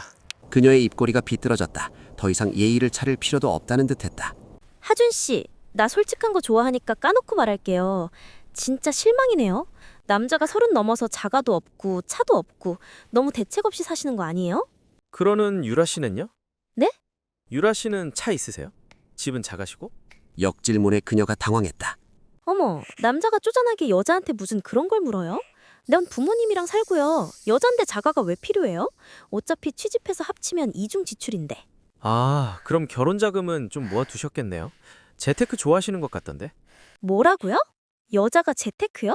인스타 보니까 골프도 치시고 오마카세도 자주 가시고 그 정도 쓰시려면 연봉이 1억은 넘으시거나 투자를 엄청 잘하시나 봐요.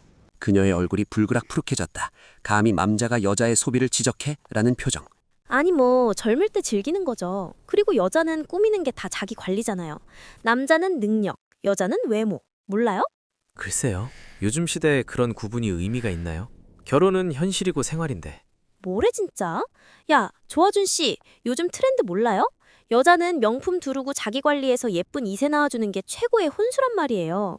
그녀는 기가 막힌 듯하게 쏘아붙였다. 그때 테이블 위에 두었던 그녀의 폰이 요란하게 진동했다. 화면에 뜬 이름은 근육몬. 그녀는 황급히 폰을 뒤집었다. 전화 받으세요. 하트까지 붙어 있는데. 아니에요. 그냥 헬스장 트레이너예요. PT 연장하라고 자꾸 귀찮게 구네. 아주 스토커라니까요. 영업을 참 열정적으로 하시나 봅니다. 주말 저녁에. 그녀는 헛기침하며 시선을 피했다. 표정 관리하느라 애쓰는 게 눈에 보였다. 뭐 요즘 헬스장들이 다 먹고 살기 힘들다고 하니까 그런 거겠죠. 게다가 유라 씨 같은 예쁜 여성분이 회원으로 있으면 도움도 될 테고. 그 말에 유라 씨의 표정이 한결 풀어졌다. 내가 자신의 어설픈 변명을 믿었다고 생각하는 모양이었다. 때마침 주문한 안심 스테이크와 트러플 뇨키가 나왔다. 직원이 접시를 내려놓자마자 그녀가 손바닥을 펼쳐 나를 제지했다. 잠깐만요. 먹지 마세요. 사진 좀 찍고요. 그녀는 익숙한 솜씨로 접시 구도를 잡고 조명을 확인하며 연신 셔터를 눌러댔다. 와인잔을 살짝 기울여 로고가 보이게 하는 것도 잊지 않았다. 아마 10분 뒤면 인스타그램 스토리에 해시태그 주말 힐링 맛젓 따위의 태그와 함께 올라갈 사진들이었다. 이제 됐어요. 드세요. 사진 촬영 의식이 끝나자 그녀는 기다렸다는 듯 나이프를 들었다. 89,000원짜리 고기를 썰어 입에 넣는 그녀의 표정엔 만족감이 가득했다. 방금 전까지 스토커 때문에 괴롭다던 사람치곤 식욕이 너무 왕성했다. 역시 여기 스테이크가 진리라니까. 입에서 살살 녹네요. 하준 씨는 파스타 안 드세요? 천천히 먹겠습니다. 많이 드시죠? 남기지 말고. 어머, 당연하죠. 이게 얼마짜린데. 그녀는 콧노래까지 흥얼거리며 와인을 한 모금 마셨다. 완벽한 승리라고 착각하고 있을 것이다. 호구 잡아서 비싼 답 얻어먹고 대충 핑계대고 집에 가면 그만이라고 생각하고 있겠지. 그때였다. 사진을 찍고 나서 아무렇게나 뒀던 폰이 다시 징 하고 울렸다. 이번엔 카톡 알림이었다. 미리 보기 설정이 되어 있었는지 폰 화면이 켜지며 메시지 내용이 적나라하게 떴다. 야, 언제 와? 올 때 편의점 들러서 맥주랑 0.03ml 좀 사와. 어제도 다 떨어져서 생으로 했잖아. 나도 받고 그녀도 받다. 정적. 우아한 클래식 음악 사이로 그녀의 침 삼키는 소리가 들릴 듯했다. 진짜 눈치 없게 자꾸 카톡질이야. 그녀가 들릴 듯 말 듯한 목소리로 짜증 섞인 혼잣말을 뱉으며 폰을 뒤집었다. 마치 아무 일도 아니라는 듯한 태도. 유라 씨, 부모님이랑 사신다면서요? 그게... 부모님이 참 개방적이시네요. 0.03mm 심부름도 시키시고. 이건 오해예요. 친구끼리 장난치는 건데. 장난? 나는 차갑게 말을 잘랐다. 유라 씨 트레이너 남친이랑 반동거 중이신 거 딱 걸리신 거잖아요. 아닌가요? 아니, 남친 아니라니까? 아니긴 딱 보니까 맞구만. 남친 버리는 시원찮고 결혼은 현실이니까 저 같은 호구 하나 물어서 환승이별하려고 소개팅 나오신 거잖아요. 아니에요? 그러자 그녀가 어이없다는 듯 헛웃음을 터뜨렸다. 더 이상 숨길 필요도 없다는 듯 그녀는 본색을 드러냈다. 진짜 꽉 막히셨네. 그녀는 팔짱을 끼며 고개를 삐딱하게 기울였다. 야, 솔직히 까고 말해서 걔가 남친이겠니? 그냥 엔조이야, 엔조이. 요즘 누가 연애랑 결혼을 같이 생각해. 상상 초월의 뻔뻔함이었다. 생각해보니 그럴 수도 있겠다 싶었다. 남친이라면 누나 오늘 전투복 입었네? 크크 성공 기원 같은 말은 하지 않았을 테니까. 너처럼 재미없고 돈만 버는 남자는 남편감으로 만나는 거고 걔는 몸 좋고 잘 노니까 연애용으로 만나는 거지. 그게 현명한 거 아니야? 내가 너랑 결혼해주면 너도 이득인 거잖아. 어디 가서 나 같은 왁구되는 여자 만날 수 있을 것 같아? 그녀는 자기가 무슨 선심이라도 쓰고 있다는 듯 떵떵거렸다. 설거지론에 살아있는 교과서가 여기 있었다. 더러워서 진짜. 야, 네 같은 찐따는 평생 여자 손도 못 봐봐. 내가 구제해주려고 했는데 복을 발로 차네? 걱정 마세요. 적어도 당신 같은 기생충한테 빨려 죽진 않을 테니까. 그녀는 핸드백을 거칠게 낚아채며 일어섰다. 재수없어 진짜. 나 간다? 어딜 가십니까, 폰유라 씨? 뭐? 왜? 계산은 하셔야죠. 나는 빌지를 들어 그녀 눈앞에 흔들었다. 본인 입으로 엔조이랑 남편은 다르다면서요. 전 당신 남편 될 생각 없으니까 당신이 처먹은 15만 원치는 당신이 해결하는 게 요즘 신여성의 걸크러쉬 아닙니까? 이 쪼잔한 새끼. 네가 그러고도 남자냐? 보통 이럴 땐 남자가 쿨하게 내고 꺼지라고 하는 거야. 찌질하게 반반 따지고 앉았네. 남자가 밥값 내는 건 내 여자한테 하는 거죠. 저는 유라 씨 엔조이 남친이 오늘 밤 쓸 0.03mm 비용까지 아껴줄 생각 없습니다. 미친 새끼! 그녀는 악을 쓰며 지갑에서 카드를 꺼내 직원에게 집어 던지듯 내밀었다. 직원은 겁에 지인 채 결제를 진행했다. 띠릭. 기계음과 함께 직원의 난처한 목소리가 들렸다. 저 손님 한도 추가라고 뜨는데요. 순간 유라폰의 얼굴이 터질 듯 붉어졌다. 뭐라고요? 아씨, 그럴 리가 없는데? 잔액 부족이시거나 한도가... 주변 테이블에서 킥킥거리는 소리가 들려왔다. 그녀는 붉어진 얼굴로 황급히 가방을 뒤져 다른 체크카드를 꺼냈다. 손이 덜덜 떨리고 있었다. 애초에 돈 낼 생각이 없었던 소개팅이었을 텐데. 이걸로 다시 해요. 빨리요. 다행히도 이번엔 결제가 됐다. 아마 비상금 통장이나 마이너스 통장까지 긁어 모았겠지. 잘 먹었습니다. 아, 저는 제 것만 따로 계산할게요. 나는 내 몫의 파스타값 25,000원만 깔끔하게 결제했다. 분노로 씩씩거리며 도망치듯 나가는 그녀를 뒤로 하고 식당을 나서는 길. 속이 뻥 뚫린 것처럼 시원했다. 완벽한 승리였다. 그녀 제10화 위기가 아니라 기회라니까요. 대가리 깨지겠네. 눈을 뜨자마자 조든 문자가 저절로 튀어나왔다. 익숙한 천장, 곰팡이 자국이 핀 빈지. 성공이다. 2008년 내 방구석으로 돌아왔다. 복귀 완료. 나는 지끈거리는 관자놀이를 꾹꾹 누르며 몸을 일으켰다. 로그아웃 직전 현실로 튕겨나갈 때의 충격이 아직 남아있는 듯했다. 그런데 침대에서 내려와 창문을 여는 순간 멈칫했다. 어라? 서늘했다. 아니, 쌀쌀했다. 분명 내가 로그아웃되기 직전은 6월 초, 상의 탈의를 하고도 겨드랑이가 촉촉해지는 초여름이었는데 지금 피부에 닿는 공기는 확연히 달랐다. 찬바람이 맨살을 파고들었다. 뭐야? 왜 이렇게 추워? 비라도 왔나? 등골이 오싹해져 책상으로 시선을 돌렸다. 그리고 그곳에 놓인 탁상 달력을 보고 굳어버렸다. 6월이 아니었다. 달력은 믿을 수 없는 숫자를 가리키고 있었다. 2008년 10월. 10월? 잘못 본 건가 싶어 눈을 비비고 다시 봐도 그대로였다. 내가 잘못 넘겨놓은 건가? 아니면 꿈인가? 그때 허공에 낯익은 파란색 홀로그램 창이 띠링 소리와 함께 떠올랐다. 시스템 동기화 완료. 현재 시간 좌표 2008년 10월 2일. 경고. 지난번 강제 로그아웃 이후 해당 차원에서 4개월의 시간이 경과했습니다. 뭐라고? 야, 이 개. 입이 다물어지지 않았다. 현실에서 2주병이 친 대가가 4개월 스킵이라고? 잠깐, 2008년 10월이면 등줄기에 소름이 돋았다. 9월 리먼 브라더스 파산. 그리고 지금 10월은 코스피가 1000선 아래로 곤두박질 치고 환율이 1,400원을 뚫으며 대한민국 경제가 개박살나던 시기다. 미치겠네. 하필이면 이때 깨어나냐. 가장 중요한 시기를 통째로 건너뛰었다. 불길한 예감이 스멀스멀 기어 올라왔다. 집구석인 너무 조용했다. 저녁 8시인데 TV 소리도 어머니의 바가지 긁는 소리도 들리지 않는다. 그때였다. 이라사이 마세. 현관문이 열리는 소리. 아버지다. 그런데 목소리에 힘이 하나도 없다. 어깨는 축 처져 있고 발걸음은 질질 끌리는 듯했다. 지난번 내가 로그아웃되기 전 치킨을 사들고 당당하게 들어오던 그 가장의 모습은 온데간데 없었다. 아빠? 내가 거실로 나가자 아버지가 고개를 들었다. 얼굴이 반쪽이 되어 있었다. 눈은 퀭하고 입술은 부르터 있었다. 무엇보다 그의 손에 들린 하얀 봉투. 그것은 치킨 봉투가 아니었다. 회사 로고가 박힌 아주 불길한 서류 봉투였다. 하준아. 아버지가 힘없이 웃었다. 울지 못해 입꼬리만 올리는 완벽한 패배자의 표정. 아빠. 회사 그만뒀다. 쿵. 심장이 내려앉았다. 뭐라고? 분명 스마트 장갑 프로젝트로 대박을 쳤을 텐데 본부장한테 칭찬받고 보너스도 받기로 했잖아. 근데 왜? 시스템 경고. 당신의 부재 중 역사 수정력이 발동했습니다. 안대리의 음모와 폰지형의 트롤링이 환상의 콜라보를 이루어 최악의 시나리오가 전개되었습니다. 어머니의 트롤링? 설마 그 여자가 또 무슨 짓을? 미안하다. 아빠가 능력이 없어서. 아버지는 현관에 주저앉아 고개를 푹 숙였다. 그 뒷뒤로 거대한 절망의 그림자가 드리워져 있었다. 나는 주먹을 꽉 쥐었다. 이건 아니지. 내가 어떻게 판을 짜놨는데 고작 4개월 만에 이걸 다 말아먹어? 안대리 그리고 폰지영 둘 다 가만두지 않겠다. 하지만 일단은 한강 수원 체크하기 직전인 아버지부터 살려야 한다. 아빠, 울지 마. 정신 차리고 나랑 얘기 좀 해. 나는 아버지의 손을 잡아 끌었다. 거실 공기가 무거웠다. 마치 물 먹은 솜처럼 축축하고 답답했다.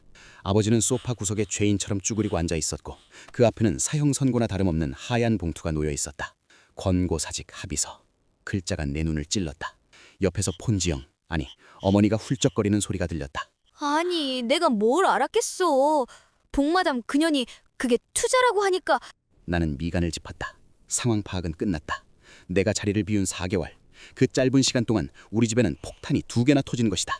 첫째, 안대리의 정치질. 그 뱀 같은 새끼는 스마트 장갑 프로젝트가 성공하자 마가 공을 가로채기 위해 아버지를 성과 부풀리기 위해 하청업체 리베이트 의혹으로 감사팀에 찔렀다. 물론 조작된 증거였다. 둘째, 어머니의 하드캐리 트롤린. 이게 결당타였다. 맘카페 브런치 모임에 알게 된 브로커 복마담에게 홀려 아버지 명의로 대출을 받아 기획부동산 사기를 당했다. 회사 감사팀은 아버지가 리베이트를 받아 그 땅을 샀다고 의심했고 아버지는 결백을 주장했지만 마누라가 사고친 빚을 감당할 길이 없어 스스로 사표를 내는 조건으로 퇴직금을 정산받고 나온 것이다. 아이고, 내가 못 살아. 이제 우리 뭐 먹고 살아. 아이고, 내 팔자야. 어머니가 바닥을 치며 통곡했다. 적반하장도 유분수지. 지금 누가 누구더러 팔자 타령이야. 아버지는 고개를 들지 못했다. 미안하다, 하준아. 아빠가 면목이 없다. 가장의 권위, 스마트 장갑의 영광 다 물거품이 되었다. 하지만 나의 입가에 비릿한 미소가 번졌다. 나는 아버지 앞으로 다가가 털썩 주저앉았다. 아빠. 왜? 퇴직금 얼마나 받았어? 아버지가 흠칫 놀라 고개를 들었다. 아들이 위로를 해주기는커녕 돈 액수부터 물어보니 당황한 눈치다. 그게 네 엄마가 사고친 대출금 갚고 나니까 1억이 좀 안 된다. 8천 정도. 그러면 엄마는 날려먹고 남은 돈 얼만데? 어머니가 눈을 흘겼다. 남은 게 어딨어. 그 사기꾼년이 싹 다 긁어갔는데. 어머니의 눈동자가 흔들렸다. 거짓말이다. 대출금 갚은 건 아빠 퇴직금으로 퉁 샀다며.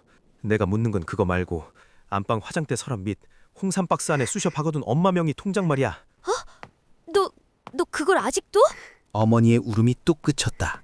나는 그녀의 동공이 지진난 듯 흔들리는 것을 놓치지 않았다. 보통 사기를 당하면 가진 돈을 다 털리는 게 정상이다. 하지만 우리 어머니는 다르다. 자신의 쌈짓돈은 절대 잃지 않으려는 지독한 이기심.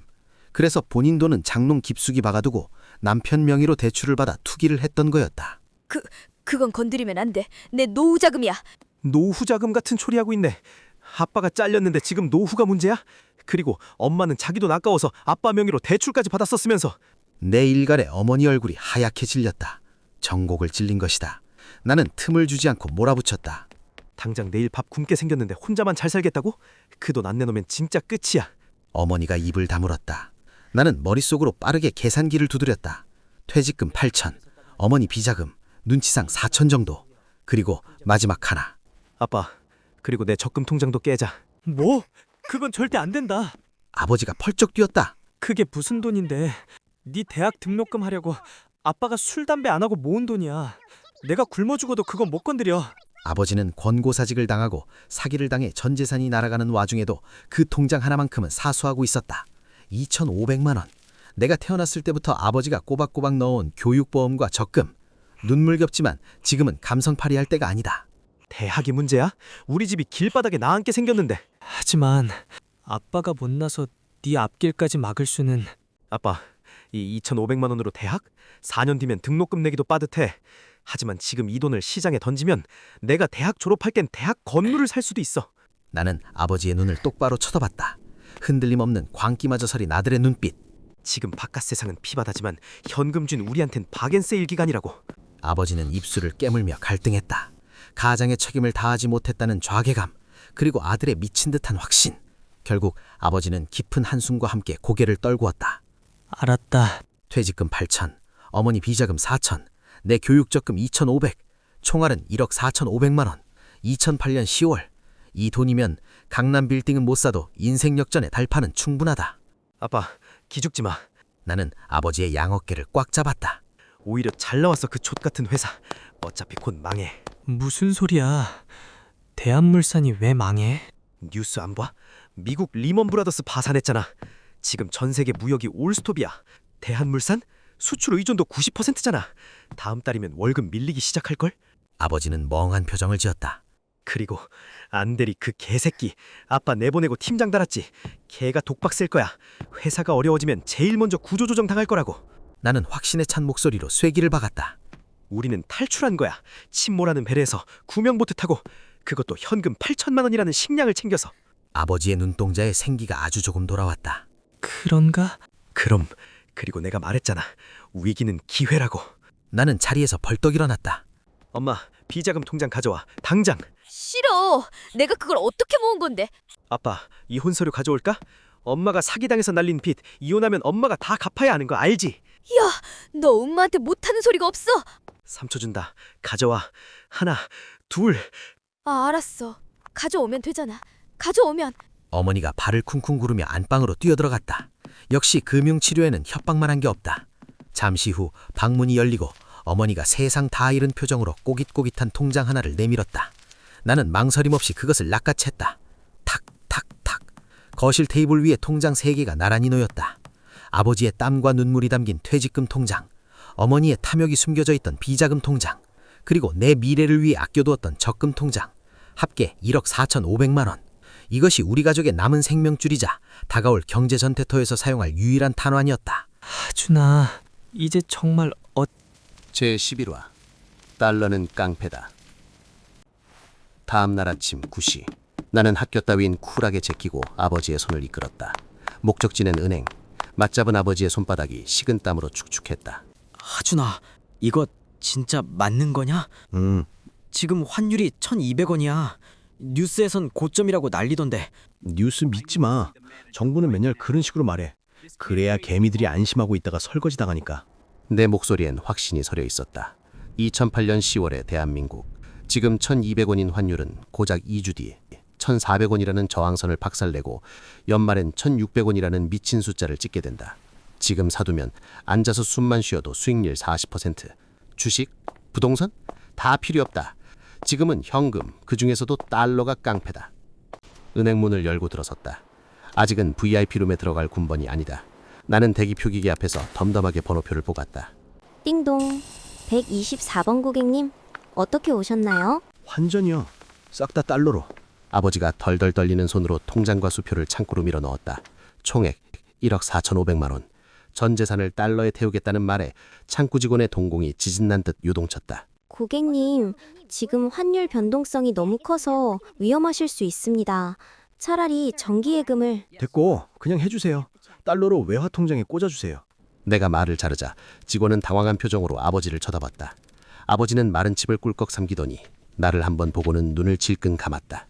아들이 하라는 대로 해주십시오. 네네, 알겠습니다. 타닥 타닥 키보드 두드리는 소리가 심장 박동처럼 울렸다. 이윽고 통장에 찍힌 숫자 12만 8,333달러. 통장을 받아든 아버지의 손이 사시나무 떨듯했다. 이게 우리 전 재산이다. 하준아, 이거 잘못되면 우리 진짜 한강 가야 해. 걱정 마. 한강 갈 일 없어. 오히려 나중에 한강뷰 아파트로 이사 갈 거니까. 은행을 나오자 찬바람이 불었다. 가을이다. 하지만 대한민국 경제는 혹독한 겨울이 시작되고 있었다. 일주일 후 집구석은 그야말로 초상집 분위기였다.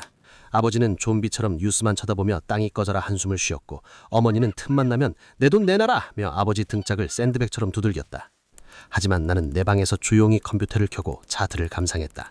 원달러 환율 1,350원 돌파. 왔다. 파동이 시작되었다. 외국인들이 한국 주식을 미친 듯이 팔아치우고 달러를 싸들고 튀고 있었다. 대한민국 경제가 나락으로 갈수록 우리 집 통장 잔고는 불어난다. 잔인하지만 이게 자본주의의 민낯이다. 아빠, 뉴스 봐봐. 내가 거실로 뛰어나갔다. TV에서는 붉은색 자막의 긴급 속보가 터져나오고 있었다. 속보. 코스피 사이드카 발동. 환율 1,400원 육박. 제2의 IMF 오난. 공포에 질린 금융시장. 아버지의 턱이 빠질 듯 벌어졌다. 1,400원? 아빠, 여기 계산기. 나는 멍하니 서 있는 아버지 손에 계산기를 쥐어줬다. 우리가 1,200원에 샀지? 지금 1,400원이야? 얼마 벌었게? 아버지는 떨리는 손으로 버튼을 눌렀다. 2,400만 원? 일주일 만이다. 아무것도 안 했다.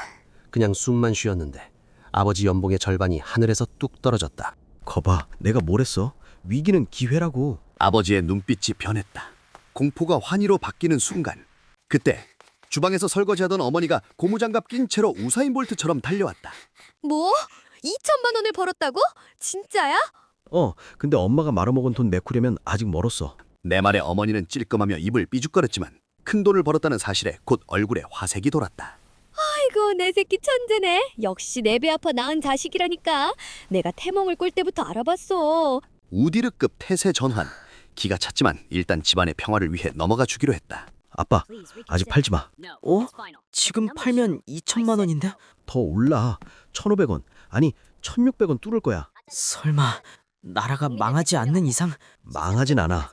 대신 비명은 지르겠지. 우린 그때까지 기다렸다가 머리 꼭대기에서 팔고 나오는 거야. 나의 단언한 눈빛에 아버지는 홀린 듯 고개를 끄덕였다. 그래, 알았다. 너만 믿으마. 그날 저녁, 아버지의 휴대전화가 울렸다. 김 부장님, 예전 직장 상사다. 아버지가 쫓겨나던 나올 때 외면했던 사람. 아버지는 망설이다 전화를 받았다.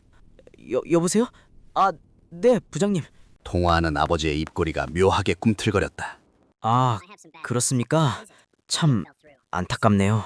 네, 저는 뭐 잘 지내고 있습니다. 네, 끊겠습니다. 전화를 끊은 아버지가 허탈하게 웃었다. 무슨 일이래?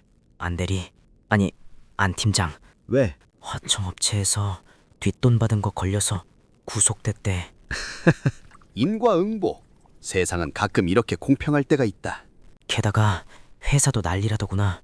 수출대금 달러 들어온 거 미리 원화로 다 바꿨는데 환율이 폭등해서 환차손이 수십억이래.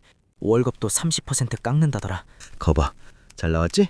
아버지는 고개를 끄덕였다. 그래, 네 말이 맞았다. 그 안에 있었으면 나도 같이 죽을 뻔했어. 아버지는 나를 보며 진심 어린 표정을 지었다. 하준아, 고맙다. 정말로. 고마우면 나중에 나 맛있는 거 사줘. 소고기로. 사주고 말고 등심으로 배 터지게 먹자. 며칠 뒤 환율은 기어이 1,550원을 돌파했다. 평가 차익만 4,200만 원, 단숨에 30%가 넘는 수익률.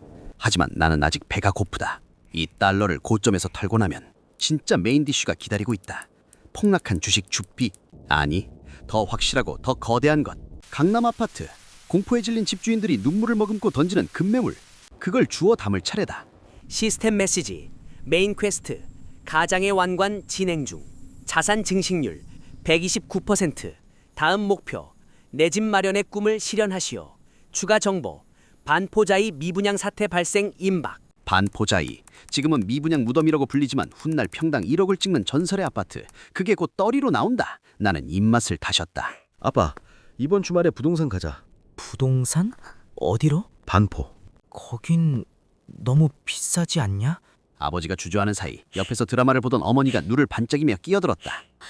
아이고 여보, 반포는 무슨 반포야. 우리 동탄 가자, 동탄. 나는 미간을 찌푸리며 어머니를 돌아봤다. 뭐 동탄? 동탄은 갑자기 왜? 내 친구 혜정이 알지? 걔네가 이번에 동탄 들어갔는데 거기가 아주 끝내준대. 거긴 길거리에 흑인들도 다니고 외국인 노동자들도 엄청 많대. 완전 외국 같다는 거야. 순간 내 귀를 의심했다. 그게 집값이랑 무슨 상관이며 그게 왜 장점인 건데? 힙합 동호회라도 만들 셈인가? 하지만 어머니의 기적의 논리는 거기서 끝나지 않았다. 하준이 너도 이제 글로벌 인재 되려면 영어 공부해야 할 거 아니야. 거기 살면 지나가는 외국인 잡고 헬로 하와이유 하면서 프리토킹도 하고 돈 안 들이고 유학 가는 셈이지. 얼마나 좋니? 어이가 없어서 헛웃음이 나왔다. 동탄이라. 훗날 퐁퐁시티라 불리며 대한민국 설거지론의 성지가 될 그곳. 어머니는 본능적으로 느낀 게 분명했다. 자신이 진정으로 군림할 수 있는 그 설거지의 본진으로 입성해 가장의 등골을 휘게 만드는 그 화려한 본색을 유감없이 드러내고 싶은 거다. 엄마, 영어는 학원 가서 배울게. 아니 실전이 중요한 건데. 그리고 지금 동탄 갈 돈으로 반포 사두면 나중에 동탄 아파트 10채는 살 수 있어. 그래도 동탄 갈 거야? 제12화 반포자이 강남 입성. 2008년 11월 달러 환율이 기어이 1,600원을 찍었다. 뉴스 앵커는 4색이 되어 국가 부도 위기 제2의 IMF를 앵무새처럼 읊어댔지만 내 눈엔 그게 축포가 터지는 카운트다운처럼 보였다. 아빠, 지금이야. 던져. 아버지는 두꺼운 CRT 모니터 속 인터넷 뱅킹 화면을 보며 침을 꿀꺽 삼켰다. 1,200원에 주워 담았던 달러가 1,600원이 되었다. 수익률 33%. 불과 한 달 만에 앉아서 5천만 원을 넘게 벌다. 1억 4,500만 원이라는 원금은 어느새 앞자리가 바뀐 2억이라는 거금이 되어 있었다. 진짜 지금 다 팔아? 더 오르지 않을까? 1,700원 간다던데. 아니, 지금이 딱 좋아. 욕심부리다가 머리 꼭대기에서 물리면 못 빠져나와. 역대 최고점이야. 나의 단호함에 아버지는 떨리는 손으로 보안카드를 꺼내들었다. 보안카드를 입력하고 엔터를 누르기까지 그 짧은 시간이 억겁처럼 느껴졌다. 이라사이마세. 딸깍. 마우스 클릭 소리와 함께 환전 완료 팝업창이 떴다. 통장에 찍힌 잔고는 2억. 2008년 당시 지방 아파트 2채는 살 수 있는 돈이자 평생 회사의 부품으로 살아온 아버지가 한 번도 만져보지 못한 거금이었다. 하준아, 이게 꿈이냐 생시냐. 내 평생 통장에 억 찍히는 걸 보는 날이 오다니. 감동하기엔 일러. 이 돈은 종잣돈일 뿐이야. 이제 진짜 쇼핑하러 가야지. 쇼핑? 백화점 가려고? 아니, 반포. 나의 대담에 아버지는 펄쩍 뛰며 손사래를 쳤다. 반포? 야, 거긴 저번에도 가봤잖아. 제일 작은 평수도 10억이 넘던데 우리가 무슨 수로 사냐? 온감생심이지. 아버지는 고개를 절레절레 흔들었다. 불과 보름 전 부동산 유리창 너머로 붙은 가격표를 보고는 기겁해서 도망치듯 돌아왔던 기억이 생생한 모양이었다. 하지만 나는 여유롭게 웃었다. 아빠, 그때는 10억이 넘었지만 지금은 또 다르지. 아무리 그래도 겨우 보름 사이에 무슨 일이 있다고? 가보면 알아. 지금 세상이 뒤집어지고 있거든. 나의 확신에 찬 눈빛에 아버지는 반신반의하면서도 주섬주섬 옷을 챙겨 입었다. 어머니는 친구들과 모임이 있다며 아침 일찍 나간 뒤였다. 차라리 다행이었다. 그 여자가 알면 또 동탄 가자, 친정오빠 사업자금 대주자라며 초를 칠 게 뻔하니까. 택시가 반포대로에 들어서자 스산한 기운이 감돌았다. 곳곳에 붙은 임대 문의 전단지가 폐업 정리 중인 가게들처럼 나부꼈다. 택시에서 내리자마자 아버지는 본능적으로 화려한 간판 쪽으로 발을 옮겼다. 하준아, 저쪽으로 가자. 저번에 갔던 황금부동산 기억나지? 거기가 제일 크고 물건도 많아 보이더만. 아버지가 가리킨 곳은 대로변 사거리에 위치한 간판도 으리으리하고 직원만 5명이 넘는 대형 부동산이었다. 지난번 우리가 시세만 물어보고 나왔을 때 등 뒤에서 돈도 없는 것들이 시간만 뺐네라고 수군거렸던 그곳이다. 나는 아버지의 옷자락을 낚아챘다. 아니, 거긴 안 가. 왜? 거기가 제일 크니까 잘 알 거 아니냐. 아빠, 거긴 배가 불렀어. 우리 같은 뜨내기 손님은 구경권 취급하면서 제대로 된 매물은 보여주지도 않아. 진짜 알짜배기는 숨겨두고 VIP들한테만 돌린다고. 그럼 어디로 가? 나는 손가락으로 단지 바로 앞 낡은 상가 구석에 있는 작은 부동산을 가리켰다. 저기, 대박 부동산. 저기? 야, 저기는 손님도 없고 파리만 날리는데 망하기 직전 아니냐? 그러니까 가는 거야. 나는 아버지의 눈을 똑바로 보며 말했다. 지금 같은 불황엔 저렇게 파리 날리는 곳이 찐이야. 월세 내기도 벅찬 사장님한테 현금 들고 가면 숨겨둔 물건까지 싹 다 꺼내올걸? 아버지는 혀를 내두르며 내 손에 이끌려 대박 부동산으로 향했다. 이름과 달리 부동산 안은 파리만 날리고 있었다. 중개업자는 신문을 덮으며 우리를 쳐다봤다. 낡은 양복을 입은 중년 남성과 초등학생, 누가 봐도 구매력 제로의 조합. 중개업자의 눈빛에 실망감이 스쳤다. 전세 알아보러 오셨어요? 요즘 전세 물건 귀한데. 아니요, 사러 왔는데요. 내가 당돌하게 대답하자 중개업자가 코웃음을 쳤다. 꼬마야, 여기 얼마인지 알고 왔니? 25평도 7억이 넘어. 엄마 모시고 와. 현금 2억 들고 왔는데요. 금매 있나요? 미분양분 마이너스 피 붙은 걸로. 잔금 못 치러서 던지는 물건 있잖아요. 순간 사무실 공기가 차갑게 식었다. 현금 2억, 마이너스 피, 잔금 포기 물건. 업계 선수들이나 쓸 법한 단어들이 초등학생 입에서 튀어나오자 중개업자의 눈이 번쩍 뜨였다. 그는 용수철처럼 튀어일어나 아버지에게 90도로 허리를 숙였다. 아이고, 사장님, 이라싸이마세. 자본주의 사회에서 대우는 나이가 아니라 지갑 두께로 정해진다. 아버지는 엉겁결에 상석인 소파 정중앙에 앉았다. 중개업자는 금고에서 주섬주섬 비밀 장부 같은 것을 꺼내들었다. 먼지가 뽀얗게 쌓인 장부가 아니라 손때가 묻은 수첩이었다. 사장님, 운이 기가 막히십니다. 지금 시장이 난리도 아니지 않습니까? 입주가 코앞인데 잔금 못 치러서 던지는 물건들이 쏟아져요. 딱 오늘 아침에 나온 따끈따끈한 놈이 하나 있습니다. 그렇습니까? 여기 보세요. 112동 로열층 35평. 원래 분양가가 11억인데 집주인이 사업 부도나서 급하게 9억에 던졌습니다. 근데 이것도 안 팔려서 지금 방금 8억까지 내려왔어요. 완전 바닥입니다, 바닥. 네? 8억이요? 아버지의 눈이 튀어나올 듯 커졌다. 불과 일주일 전 11억을 호가하던 아파트가 8억. 남들에겐 비극이지만 우리에겐 일생일대의 기회였다. 아버지는 떨리는 목소리로 나를 돌아보며 속삭였다. 하준아, 들었냐? 11억 할 때는 쳐도도 못 봤는데 8억이면... 사정권에 들어왔어. 잡아. 저기 사장님, 8억이면 좋긴 한데 우리 수중엔 2억밖에 없는데. 아버지가 말끝을 흐리자 중개업자가 사람 좋은 미소를 지으며 계산기를 두드렸다. 에이, 사장님, 강남에서 아파트를 제 돈 다 주고 사는 사람이 어디 있습니까? 레버리지, 대출 끼고 전세 끼고 사는 거죠. 중개업자는 침을 튀겨하며 지금이 아니면 절대 잡을 수 없는 기회라고 열변을 토했다. 게다가 지금 계약금 10%만 걸면 잔금은 입주 때 전세 세입자를 구해서 치르면 된다는 갭 투자의 정석까지 설명했다. 계약금 8천만 원만 쏘시면 등기에 조영욱 이름 석자 박히는 겁니다. 나머지는 전세 5억에서 6억 받아서 메꾸고 부족한 건 대출 좀 일으키면 충분하고요. 이 가격이면 전세 놓기도 쉬워요. 아버지는 여전히 손을 떨었다. 평생 월급만 모아 적금 들던 사람에게 빚을 내서 집을 산다는 건 공포 그 자체였다. 하지만 나는 아버지의 허벅지를 강하게 꼬집었다. 지금 이 버스를 놓치면 평생 흙수저 탈출은 없다. 아빠, 질러. 하준아, 그래도 이게 너무 큰 돈인데 잘못되면... 잘못될 일 없어. 지금 안 사면 평생 후회해. 10년 뒤에 이 집이 얼마 될 것 같아. 30억은 넘어. 내가 책임질게. 도장 찍어. 나의 확신에 찬 눈빛에 아버지는 침을 꿀꺽 삼켰다. 그리고 마침내 결단을 내렸다. 떨리는 손으로 도장을 찍었다. 계약금 8천만 원을 그 자리에서 이체했다. 통장에서 돈이 빠져나가고 남은 돈은 약 1억 2천만 원. 이 돈은 잔금을 치르기 전까지의 이자 비용, 그리고 당분간 우리 가족의 생명줄이 될 것이었다. 축하드립니다, 사장님. 드디어 강남 입성하셨습니다. 부동산을 나오는 길, 아버지는 다리가 풀렸는지 휘청거렸다. 하지만 창백했던 얼굴에는 점차 붉은 흥분의 기운이 돌기 시작했다. 하준아, 우리가 진짜 강남 아파트를 샀다. 이제 우리도 집 없는 서름 끝이야. 그래, 나도 이제 내 집 있다. 강남에 아파트가 있다고. 아버지는 길 한복판에서 소리를 질렀다. 지나가는 사람들이 쳐다봤지만 아랑곳하지 않았다. 그 뒷모습을 보며 나는 안도의 한숨을 내쉬었다. 드디어 1차 목표 달성. 이제 폭등하는 자산 가치에 올라타기만 하면 된다. 집에 있는 어머니 폰지영 여사도 강남 아파트 등기 권리증을 보면 입이 떡 벌어져서 딴소리 못하겠지. 아니, 콧노래를 부르며 밥상에 고기 반찬을 올릴지도 모른다. 우리는 개선 장군처럼 위풍당당하게 집으로 돌아왔다. 아버지는 오는 내내 싱글벙글이었다. 엘리베이터 거울을 보며 머리를 매만지는 아버지의 표정은 신혼 때보다 더 밝아 보였다. 여보, 나 왔어. 오늘 대박 사건 있어. 현관문을 열며 아버지가 외쳤다. 평소라면 TV 소리가 들리거나 어머니가 나와서 돈도 못 벌어오는 게 왜 이렇게 늦었어? 라고 쏘아붙였을 텐데 집안은 쥐 죽은 듯 고요했다. 불도 켜져 있지 않았다. 어디 갔나? 아버지가 거실 불을 켜자 썰렁한 풍경이 드러났다. 식탁 위는 깨끗했고 냉장고를 열어보니 반찬통 몇 개만 덩그러니 있었다. 쇴했다. 단순한 외출이 아니라는 서늘한 직감이 등골을 스치고 지나갔다. 엄마한테 전화해봐. 그래. 아버지가 전화를 걸었다. 뚜루루 뚜루루.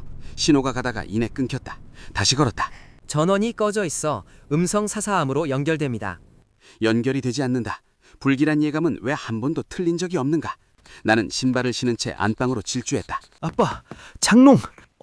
갑자기 왜? 안방 장롱 확인해봐. 통장이랑 도장. 나의 다급한 목소리에 아버지도 사태를 직감했는지 안방으로 뛰어들어갔다. 우당탕탕 서랍 열리는 소리가 들리고 옷가지가 바닥으로 내팽개쳐지는 소리가 났다. 잠시 후 아버지가 사색이 된 얼굴로 비틀거리며 걸어 나왔다. 손에는 내용물이 털린 빈 통장 지갑만이 덜렁 들려 있었다. 없다. 통장이랑 내 인감도장이랑 네 돌반지랑 폐물까지 싹 다 없어졌어. 뭐? 머리가 핑 돌았다. 통장. 오늘 달러 판 돈 1억 중 계약금 8천을 제외한 남은 1억 2천만 원이 들어있는 그 통장. 그게 사라졌다. 폰지영 여사는 돈 냄새를 맡는 데에는 귀신 같은 여자다. 오늘 우리가 환전했다는 사실을 눈치챘거나 아니면 며칠 전부터 이미 튀기 위해 각을 재고 있었던 게 분명하다. ARS 조회해봐. 빨리 잔액 확인해. 아버지는 덜덜 떨리는 손으로 폰뱅킹을 시도했다. 스피커폰 너머로 기계적인 안내 음성이 흘러나왔다. 조영욱님의 계좌 잔액은 34,000원입니다. 34,000원. 1억 2천만 원이 증발하고 남은 돈이 고작 치킨 2마리 값. 잔금을 치를 돈도 당장 생활할 돈도 몽땅 사라졌다. 아버지가 비명을 지르며 바닥에 쓰러졌다. 나는 입술을 깨물었다. 비릿한 피맛이 입안 가득 퍼졌다. 폰지영, 이 여자가 기어이 선을 넘었구나. 단순히 비자금을 챙긴 수준이 아니다. 이건 우리 가족의 숨통을 끊어놓고 도망친 것이다. 잔액 34,000원. 그 초라한 숫자가 내 앞에서 붉게 타올랐다.